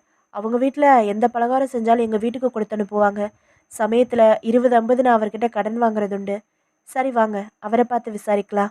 நரசிம்மன் நடுக்கூடத்தில் ரேடியோ ஒன்றை அதன் கடைசி உதிரிப்பாகம் வரை பிரித்து பரப்பி வைத்துக்கொண்டு ஸ்க்ரூ டிரைவரால் நோண்டி கொண்டிருந்தார். நியூட்டனும் சிவச்சந்திரனும் சுருக்கமாய் முன்கதை சொன்னதும் வாய் பிளந்து, அட பாவி பசங்களா, நாட்டில் நடமாடவே முடியாது போல இருக்கே. இவ்வளவுக்கும் அந்த பொண்ணு கழுத்தில் காதில் குந்தமணி தங்கம் கூட போட்டிருக்காதே சார் என்று அங்க வாய்ந்தார். தன் மனைவியை சமையல் அறையிலிருந்து அழைத்து, உனக்கு செய்தி தெரியுமா? சிவச்சந்திர சாரோட வைஃப் இல்லை அவங்கள என்று அவர் பிரஸ்தாபித்து முடிக்கும் வரைக்கும் காத்திருக்க வேண்டியிருந்தது. சார், உஷா நேத்தே ஹிண்டு பேப்பரை வாங்கிட்டு போனாங்களா என்றார் நியூட்டன் பேப்பரை காட்டி. அவ எங்க வாங்கிட்டு போனா? நான் தான் காலையில் கொண்டு போய் கொடுத்தேன் சார். எதுக்கு? அந்த பொண்ணு என்கிட்ட அன்பா பேசும், குடும்ப கஷ்டமெல்லாம் சொல்லி அழும். தன்னோட புருஷனுக்கு வேலை போனதுலேருந்து வீட்டில் சிரமம்னு சொல்லுச்சு. நான் படிச்சிருந்தாலாவது ஏதாச்சும் வேலைக்கு போவேன்னு சொல்லுச்சு. படிக்காமல் பார்க்குற வேலைகளில் 1000 இருக்குமான்னு நான் சொன்னேன். ஹோட்டலில் ரிசப்ஷனிஸ்ட் போக அழகு அதிகமாக இருந்தும் படிப்பு கம்மியாக இருந்தால் கூட பரவாயில்ல. ஷாப்பிங் காம்ப்ளெக்ஸில் பெரிய ஜவுளி கடைகளில் சேல்ஸ்க்கெல்லாம் போகலாம். அதே மாதிரி டெலிஃபோன் ஆப்ரேட்டர் வேலையை சுலபமாக கற்றுக்கலாம். அதுக்கும் பெரிய படிப்பு அவசியம் இல்லைன்னு சொன்னேன். அப்படி ஏதாச்சும் வேலைக்கு பேப்பரில் விளம்பரம் வந்தால் என்கிட்ட சொல்லுங்க மாமான்னு சொன்னான். நேற்று பேப்பரில் நம்ம தனபாண்டியன் கம்பெனியில் டெலிஃபோன் ஆப்ரேட்டர் வேலைக்கு ஆள் தேவைன்னு விளம்பரம் பார்த்தேன். நேராக உஷா கிட்ட வந்து பேப்பரை கொடுத்து விவரம் சொன்னேன். நானே உனக்கு அப்ளிகேஷன் டைப் பண்ணி கொண்டு வந்து தர்றேன்னு சொன்னேன். அதுக்கு உஷா, தனபாண்டியன் சார் பெரிய தர்மவான், நிறைய பேருக்கு நல்லது செய்வார். நான் அப்ளை செய்ய போகிறதில்ல, நேராக அவரை ஆஃபீஸில் போய் பார்த்து என் வீட்டு நிலைமை இந்த மாதிரி, அதனால் எனக்கு வேலை தரணும்னு கேட்கலாமான்னு கேட்டா. மகளே, உன் சமத்து கேட்டுப்பாருன்னு சொன்னேன். நியூட்டன் நியூஸ் பேப்பரை புரட்டி தனபாண்டியன் நிறுவனத்தின் விளம்பரத்தை தேடி பிடித்து அதில் இருந்த அலுவலக முகவரியை படித்து மனதில் பதித்து கொண்டார். ஆண்டு சந்தா ரூபாய் 48, 6 மாத சந்தா ரூபாய் 24. பகுதி 9. வில்லங்கமான கேள்வி. ரிசப்ஷனிஸ்ட் லாரா உஷாவின் புகைப்படத்தை பார்த்துவிட்டு, ஆமாம் சார், இவங்க நேற்று எங்கள் ஆஃபீஸ்க்கு வந்திருந்தாங்க. விளம்பரம் பார்த்துட்டு வேலை சம்மந்தமாக முதலாளி கூட பேசுகிறதுக்காக வந்ததா சொன்னாங்க. என்ன படிச்சிருக்கீங்கன்னு கேட்டேன். 10ஆவதுன்னாங்க. நான் சிரிச்சிட்டேன். அப்புறம் முதலாளிக்கிட்ட பர்மிஷன் கேட்டுட்டு அவர் ரூமுக்கு அனுப்பி வச்சேன். படிப்புக்கு பொருத்தமாக வேறு கம்பெனிகளில் வேறு வேலைக்கு முயற்சி செய்யுமான்னு பக்குவமாக எடுத்து சொல்லி அவர் அனுப்பிட்டாரு என்றாள். உஷா இங்கே வந்தப்போ எத்தனை மணி இருக்கும்? 3 மணி இருக்கும் சார். உங்கள் முதலாளியை பார்த்து பேசணுமே. Please wait sir. லாரா இன்டர்காமில் பேசிய அனுமதி பெற்று நியூட்டனை வழி சொல்லி தனபாண்டியன் அறைக்கு அனுப்பி வைத்தாள். தனபாண்டியன் எழுந்து நின்று வரவேற்று எதிர் நாற்காலியை கை காட்டி அமர்ந்து கொண்டு, என்ன விஷயம் என்றார் சாத்வீகமாக. நியூட்டன் முதலில் அவரை பார்வையால் அளந்தார். பிறகு உஷாவின் புகைப்படத்தை காட்டி விவரம் சொல்லி விசாரித்தார். மை காட், கொலை செய்யப்பட்டிருக்காளா? இந்த பொண்ணா? Impossible sir. சரியான அப்பாவி பொண்ணு சார் இந்த பொண்ணு. துணிச்சலாக வேலை கேட்டு என் ரூமுக்கு வந்துருச்சு. தன்னோட நிலைமையை சொல்லி கெஞ்சிச்சு. இதை பாருமா, உனக்கு செலவுக்கு வேணும்னாலும் 1000மோ 2000மோ எனாமா தர சொல்கிறேன். வேலை போட்டு தர வாய்ப்பில்லை. அந்த வேலைக்கான தகுதி உன்கிட்ட பத்தாதுன்னு இதமாக எடுத்து சொன்னேன். என்ன ஒரு தன்மானம் பாருங்க. எனக்கு பிச்சை எதுவும் தேவையில்லைன்னு மூஞ்சில் அடித்த மாதிரி சொல்லிட்டு போயிடுச்சு. இந்த பொண்ணை போய் எதுக்காக கொலை செஞ்சாங்க? நியூட்டன் அமைதியாய் சில வினாடிகள் இருந்தார். இந்த ரூமில் எவ்வளவு நேரம் இருந்தாங்க சார்? 5 நிமிஷம் கூட இருக்காது. இங்கேருந்து வேறு எங்கேயாவது யாரையாவது பார்க்க சொல்லி நீங்கள் அட்ரஸ் எதுவும் கொடுத்தீங்களா? இல்லை சார், நான் பொதுவாக வேறு கம்பெனிகளை முயற்சி பண்ணுமான்னு சொன்னேன். ஓகே சார், தேங்க்யூ என்று எழுந்து கொண்ட இன்ஸ்பெக்டர் நியூட்டன் தனபாண்டியனிடம் கை குலுக்கி விட்டு ஒரே ஒரு சின்ன கேள்வி என்றார். கேளுங்க. கன்னத்தில் பிளாஸ்திரி ஒட்டியிருக்கீங்களே, எதுக்கு? சேவிங் பண்ணுறப்போ சின்ன காயமாயிடுச்சு. புது பிளேடு. ரைட் சார், வரேன். இன்ஸ்பெக்டர் நியூட்டன் அந்த அறையை விட்டு வெளியேறி பெரிய ஹாலில் நடந்தார். டைப்ரைட்டர்கள் கோஷ்டிக்கானம் பாடின. காகித சரசரப்பு வயலின் பின்னணியாக ஒலித்தன. மேனேஜர் என்று பிளாஸ்டிக் போர்டு ஒட்டின தனி மர அறை கதவு தட்டிவிட்டு உள்ளே வந்தார். மேனேஜரிடம் தன்னை அறிமுகப்படுத்தி கொண்டார். ஒரு ஃபங்க்ஷனுக்கு இன்வைட் பண்ணுறதுக்காக நேற்று ஈவினிங் 4 மணிக்கு ஃபோன் பண்ணேன். மிஸ்டர் தனபாண்டியன் ஆஃபீஸில் இல்லைன்னு ரிசப்ஷனில் சொன்னாங்க. அப்படியா? ஆமாம் சார். நேற்று மதியானம் 3:30 மணிக்கு அவர் ஆஃபீஸை விட்டு புறப்பட்டுட்டாரு. மறுபடியும் எப்போ வந்தார்? ஆஃபீஸ் முடிகிற வரைக்கும் வரல. ஆனால் ஆஃபீஸ்க்கு மறுபடியும் வரமாட்டேன், ஒரு என்கேஜ்மெண்ட் இருக்குன்னு சொல்லிட்டு தான் போனார். அப்படியா? சார் வீட்டில் யார் யார் இருக்காங்க? அவர் மட்டும்தான். அவர் மனைவி தான் இறந்து போய் 2 வருஷத்துக்கு மேலே ஆச்சுங்களே. அதாவது போலீஸ்காரங்க நலநிதின்னு சேர்க்குறோம், அதுக்கு நிதி திரட்ட ஒரு ஃபங்க்ஷன், அதுக்கு தலைமை தாங்க தான் உங்கள் முதலாளியை கூப்பிடலாம்னு இருக்கோம். வருவார் இல்லையா? நிச்சயமாக வருவார் சார். பொது விஷயங்களில் ஆர்வம் காமிப்பார். இன்னும் அவரை நீங்கள் பார்க்கலையா? வாங்க, அழைச்சிட்டு போய் அறிமுகப்படுத்துகிறேன். யார் கூடவோ முக்கியமாக பேசிகிட்டு இருக்காராம். ரிசப்ஷனில் விசாரித்தேன். 10 நிமிஷம் வெயிட் பண்ண சொன்னாங்க. அது வரைக்கும் உங்கள் கூட பேசலாம்னு தான் வந்தேன். அப்புறம் உங்கள் முதலாளியை பற்றி இன்னொரு விஷயம் தெரியணுமே. என்ன? சொல்லுங்கள். எங்கே ஃபங்க்ஷன் முடிஞ்சதும் பெரிய போலீஸ் ஆஃபீஸர், முக்கியமான விஐபிகள் எல்லாம் சேர்ந்து ஒரு பார்ட்டியில் கலந்துக்கிறாங்க. ஐ மீன் தண்ணி பார்ட்டி. அதுக்கு உங்கள் முதலாளியை இன்வைட் பண்ணலாமான்னு புரியலை. அவர் எப்படி ட்ரிங்க் பண்ணுவார் இல்லையா? என்ன சார் கேள்வி இது? வாய்ப்பு வசதி இருக்கிற இடத்துல ட்ரிங்க்ஸ் பண்ணாத ஆளை காமிங்க பார்க்கலாம். இவரும் எப்போவாவது ட்ரிங்க் பண்ணுவார். நமக்கு பிடிக்குதோ இல்லையோ, வியாபார சம்மந்தமாக சில பேரை திருப்திப்படுத்துறதுக்காகவாவது இந்த மாதிரி பார்ட்டிகள் ஏற்பாடு பண்ணுறது சகஜம் சார். நீலாங்கரையில் இந்த மாதிரி பார்ட்டிகளுக்காகவே ஒரு பங்களா வாங்கி போட்டிருக்காரு சார். ஐசி. மிஸ்டர் தனபாண்டியன் எப்படி? தண்ணியோட சரியா? அதுக்கு மேலே வேற பார்ட்டிலையும் கலந்துக்குவாரா? நியூட்டன் கண்ணடித்து இயல்பாக கேட்டார். இப்படி வில்லங்கமான கேள்வியெல்லாம் கேட்டால் எப்படி சார் என்று மேனேஜரும் கண்ணடித்து சிரித்தார். நியூட்டன் மனதில் கணக்கு போட்டார். ச்சே, எங்க முதலாளியா ராமருக்கு வாரிசு, பொம்பளைங்க நிழலை கூட பார்க்க மாட்டாரு என்கிற ரீதியில் பதில் வந்திருந்தா சரி. வில்லங்கமான கேள்வின்னு கேட்டுட்டு கண்ணடிச்சா என்ன அர்த்தம்? சொல்ல முடியாத பதிவில் வில்லங்கம் இருக்கிறது தானே அர்த்தம். நியூட்டன் எழுந்து கொண்டார். நீங்கள் உங்கள் வேலையை பாருங்க, தனபாண்டியன் சாரை நான் பார்த்துக்கிறேன். வெளியே வந்தார். ரிசப்ஷன் பகுதிக்கு வந்தார். லாரா ப்ரொஃபைலில் நின்று டெலிஃபோன் பேசி சில வினாடிகள் நியூட்டனை அவஸ்தைப்படுத்தி விட்டு திரும்பி, முதலாளியை பார்த்துட்டிங்களா என்பதை தன் ரோஸ் நிற லிப்ஸ்டிக் போட்ட உதடுகளால் சினிமாவுக்கு போகலாமா என்பது போல புன்னகையுடன் கேட்டாள். பார்த்து பேசிட்டேன். வர ஞாயிற்றுக்கிழமை வேற ஒரு மேட்டர் விஷயமா என்னை தனியாக மீட் பண்ணணும்னு சொன்னார். அவரோட நீலாங்கர பங்களாவுக்கு வர சொன்னார். நீலாங்கர பங்களா அட்ரஸும் ஃபோன் நம்பரும் உங்ககிட்ட வாங்கிக்க சொன்னார். 1 மினிட் என்று அவள் துண்டு காகிதம் எடுத்து எழுத துவங்கினாள். அங்கங்கே விவரங்களை கறக்க சுலபமாக எவ்வளவு பொய்களை சொல்ல வேண்டியிருக்கிறது. ஹரிச்சந்திரனை இன்ஸ்பெக்டர் வேலைக்கு தேர்வு செய்தால் 1 மணி நேரம் கூட தாங்குவானா? துண்டுச்சீட்டை வாங்கி கொண்டு நன்றி உதிர்த்துவிட்டு அந்த அலுவலக கட்டிடத்தின் பேஸ்மெண்டில் இருந்த கார் பார்க்கிங் பகுதிக்கு வந்தார். நிறைய கார்களும் குறைவான டிரைவர்களும் இருந்தார்கள். மிஸ்டர் தனபாண்டியனோட கார் டிரைவர் யாருப்பா? பொதுவாக கேட்டார் நியூட்டன். கும்பலில் இருந்து ஒருவன் பிரிந்து வந்து போலீஸ் உடைக்கான மரியாதை தூரத்தில் நின்று என்ன சார் என்றான். நேற்று மத்தியானம் 3 மணிக்கு உங்கள் முதலாளியோட காரை நீதான நீலாங்கரைக்கு ஓட்டிக்கிட்டு போனது என்றார் அதிரடியாய். வழியில் ஒரு சின்ன பையனை இடிச்சிட்டு நிறுத்தாமல் போனது நீதானே? ஐயோ, இதென்ன சார் புதுசாக சொல்கிறீங்க? எனக்கு காலையிலேருந்து சாயங்காலம் 6 மணி வரைக்கும் தான் டியூட்டி. நேற்று காலையில் வீட்டில் இருந்து எங்கள் ஆஃபீஸ்க்கு காரை ஓட்டிக்கிட்டு வந்தது தான். அதுக்கப்புறம் நான் ஓட்டவே இல்லை. மதியானம் 3:30 மணிக்கு ஐயா புறப்பட்டுட்டாரு. நான் ஓடி வந்தேன். நீ வீட்டுக்கு போகலாம்னு சொல்லி கார் சாவியை வாங்கிட்டு அவரே ஓட்டிக்கிட்டு போயிட்டாரு சார். ஆனால் அவரும் எந்த விபத்தும் செய்யலை சார். செஞ்சுருந்தா என்கிட்ட சொல்லியிருப்பாரே. சரி, உங்கள் முதலாளி காரை எடுத்துக்கிட்டு போனப்போ கூடவே ஒரு பொண்ணு ஏறிச்சா? இல்லை சார். சரி, நான் நம்பரில் கன்ஃபியூஸ் ஆகிட்டேன்னு நினைக்கிறேன். வர்றேன். எதுக்கும் உங்கள் வண்டியை காட்டு. விபத்துக்கான அடையாளம் எதுவும் தெரியுதான்னு பார்க்குறேன். நியூட்டன் தனபாண்டியனின் காண்டன்சா கிளாசிக்கை நுணுக்கமாக ஆராய்ந்தார். டிக்கியை திறந்து பார்த்தார். டயர்களில் ஒட்டியிருக்கும் மண்ணை கவனித்தார். விசேஷமாக எதுவும் தென்படவில்லை. புறப்பட்டார். ஜீப்பில் தன் அலுவலகத்திற்கு புறப்பட்ட போது தன் மனதில் உதிரியாய் சேகரமாகியிருந்த விஷயங்களை கோர்க்க துவங்கினார். தனபாண்டியன் பணக்காரர், மது அருந்துறவர், மனைவியை இழந்தவர், பெண்கள் விஷயத்தில் வில்லங்க உள்ளவர், வியாபார தொடர்பான பார்ட்டிகளுக்கு பார்ட்டி கொடுக்கறதுக்காகவே நீலாங்கரையில் பங்களா வச்சிருக்கவர். அவரை அழகான இளம் பொண்ணான உஷா சந்திச்சிருக்கா. அவள் வந்து போனதும் தனபாண்டியன் புறப்பட்டிருக்காரு. மறுபடியும் ஆஃபீஸ் வரலை. டிரைவன் வேணாம்னு தானே கார் எடுத்துகிட்டு போயிருக்காரு. இதையெல்லாம் விட அவர் பேச்சில் நடுக்கம் மறைக்கிற சாமர்த்தியம் இல்லை. கொஞ்சம் செயற்கையாக இருந்தது சிரிப்பு. தவிர அவர் கள்ளத்தில் +3. ஒருவேளை நடந்த குற்றத்தில் முதல் முத்திரை தான் அந்த காயமா? இன்னும் மேலே யோசிப்பதற்கு முன்பாக அந்த நீலாங்கர பங்களாவை பார்த்துடணும். நீலாங்கர போப்பா என்றார் நியூட்டன் தன் டிரைவரிடம். பகுதி 10. அரெஸ்ட் செய்யலாம், நாரடி. பலார் என்று அறிந்தார் தனபாண்டியன். அரை வாங்கிய கன்னத்தை பிடித்து கொண்டு காரணம் புரியாமல் பார்த்தான் அருள். அறிவிருக்காடா உனக்கு? பெரிய புத்திசாலி மாதிரி 2 பணத்தையும் முழுசாக கொண்டு போய் செங்கல் சூளையில் சொருகிட்டு வந்தியே. மழை பெஞ்சு எல்லாத்தையும் கெடுத்துடுச்சு. பணங்களை போலீஸ் கைப்பற்றிடுச்சு. அது மட்டும் இல்லை, அந்த உஷாவோட புருஷன் போலீஸில் புகார் கொடுத்து வச்சிருக்கான். அதனால் ஒரு பாடி உஷாவோடதுன்னு கண்டுபிடிச்சு அவன் நம்ம ஆஃபீஸ் வரைக்கும் வந்ததை துப்புரிஞ்சுக்கிட்டு வந்துட்டான் ஒரு இன்ஸ்பெக்டர். அதோடு நிற்கலை, ரொம்ப சாமர்த்தியமாக மேனேஜர், ரிசப்ஷனிஸ்ட், டிரைவர் எல்லார்கிட்டையும் விசாரிச்சுட்டு போயிருக்கான். அவன் என்னை நிச்சயமாக சந்தேகப்படுறான். யார் இந்த இன்ஸ்பெக்டர்னு சொல்லுங்கள் சார், போய் தீர்த்துட்டு வந்துடுறேன். போடா முட்டாள், வேற வினையே வேணாம், தேன்கூட்டை களைச்ச மாதிரி ஆயிடும். இப்போ என்ன சார் பண்ணுறது? போய் சுவத்தில் முட்டிக்க. கேட்குறான் கேள்வி.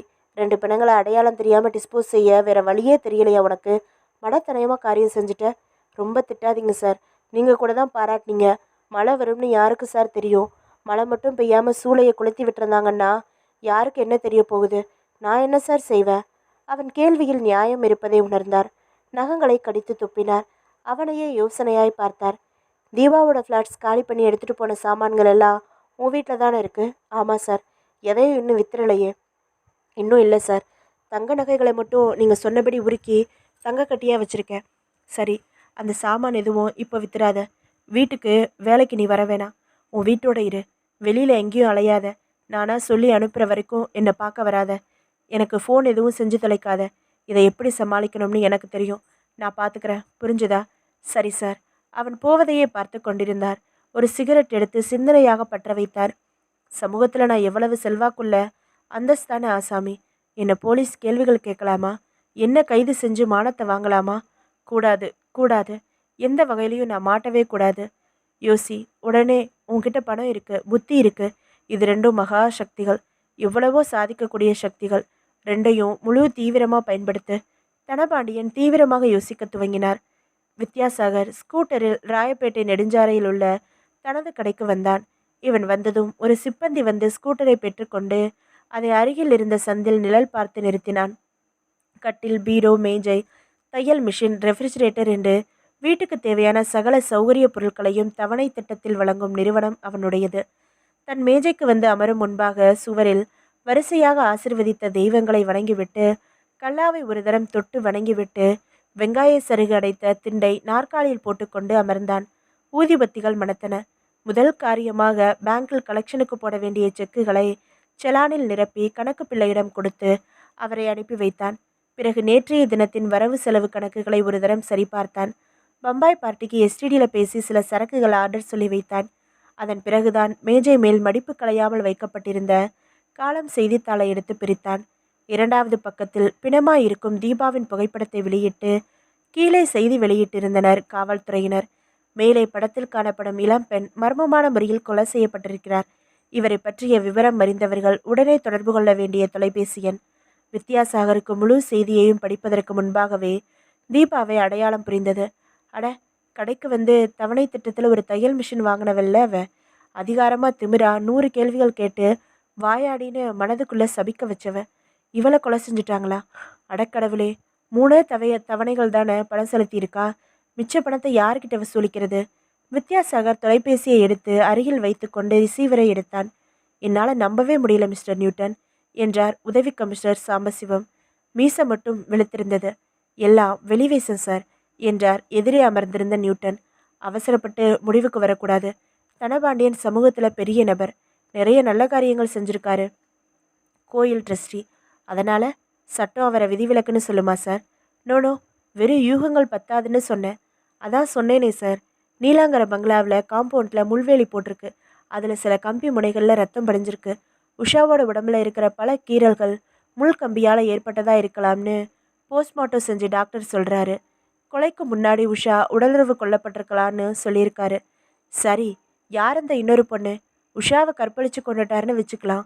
இன்னொரு பொண்ணு யாரு? அவளையே கொன்னாரு. உஷாவை கொலை செஞ்சப்போ எதர்ச்சியாக வந்து இந்த இன்னொரு பொண்ணு பார்த்துருக்கலாம். அதனால் இவளையும் கொலை செய்ய வேண்டி வந்திருக்கலாம். இது வெறும் யூகம்.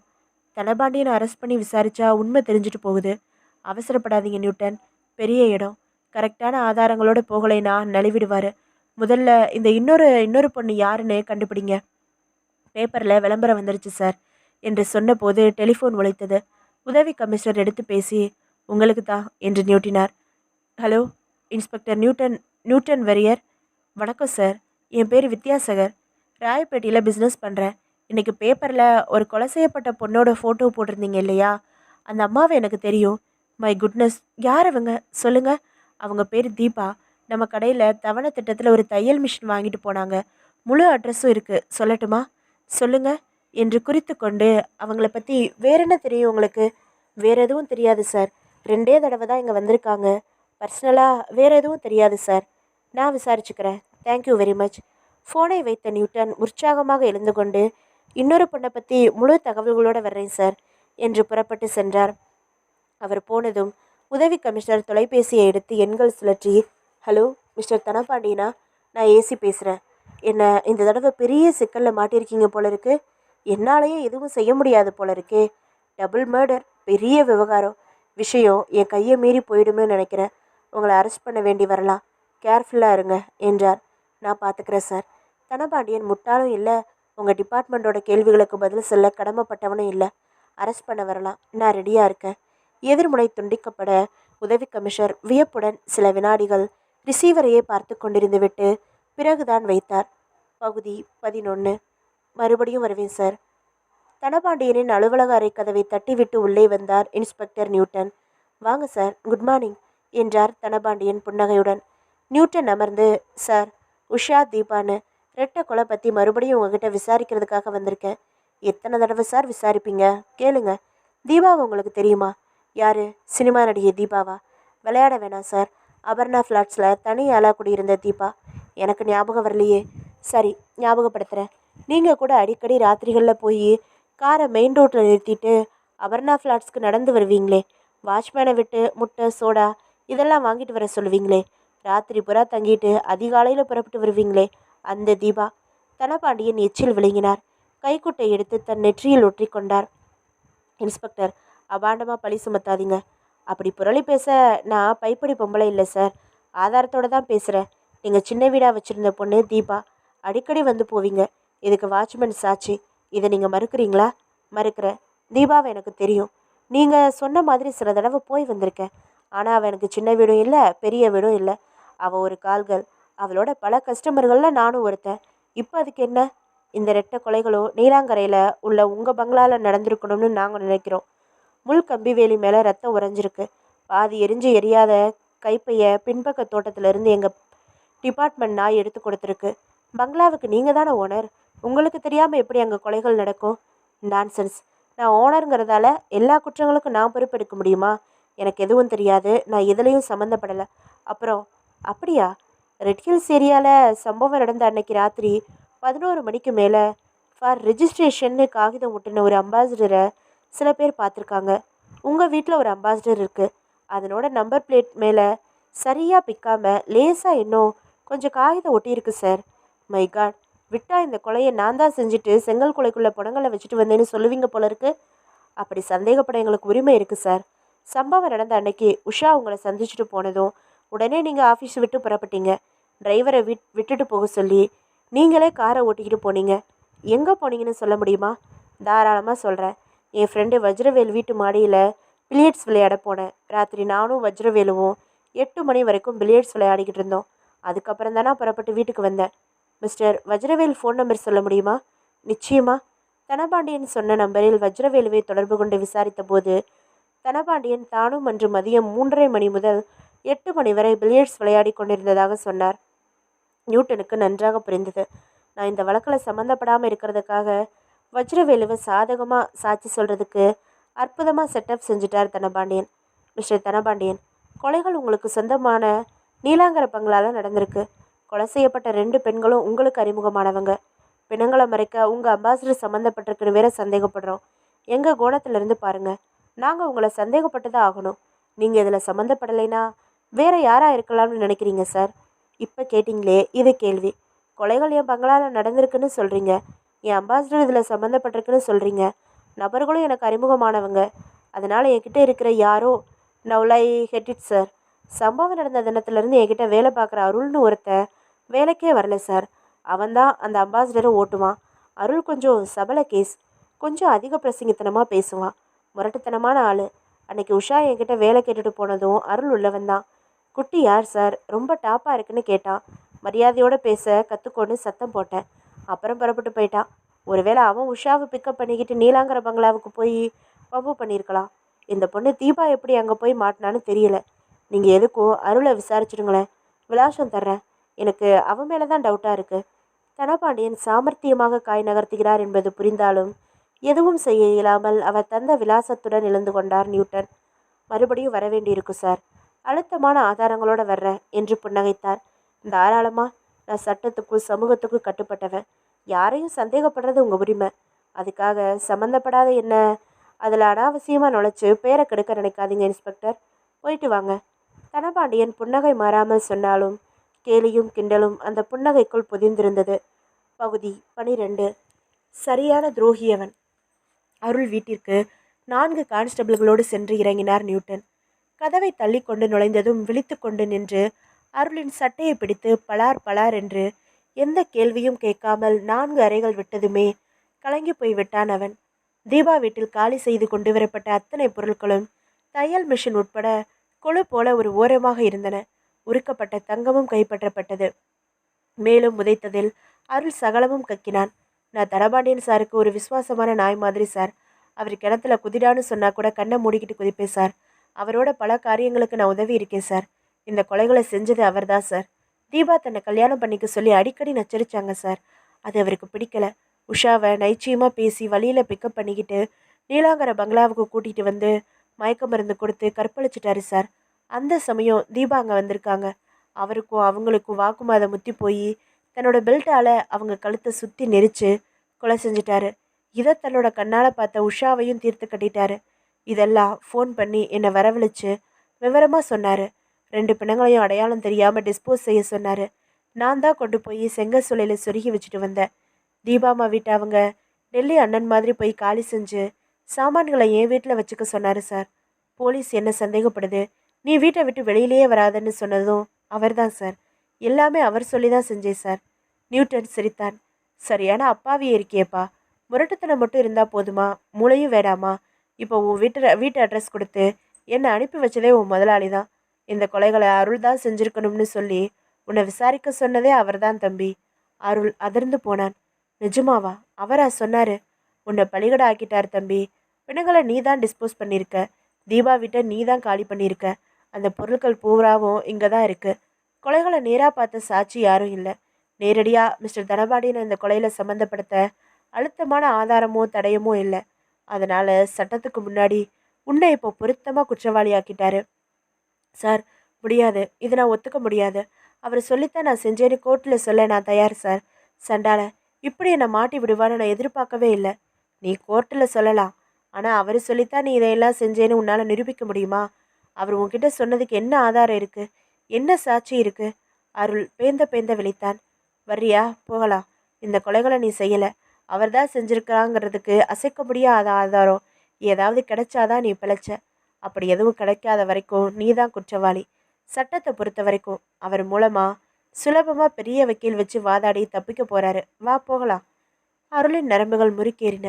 கண்கள் சிவந்து உதடுகள் துடித்தன. ஜீப்பில் ஏறி அவன் அமர அவன் அருகில் நியூட்டன் அமர்ந்து கொண்டார். ஜீப் புறப்பட்டது.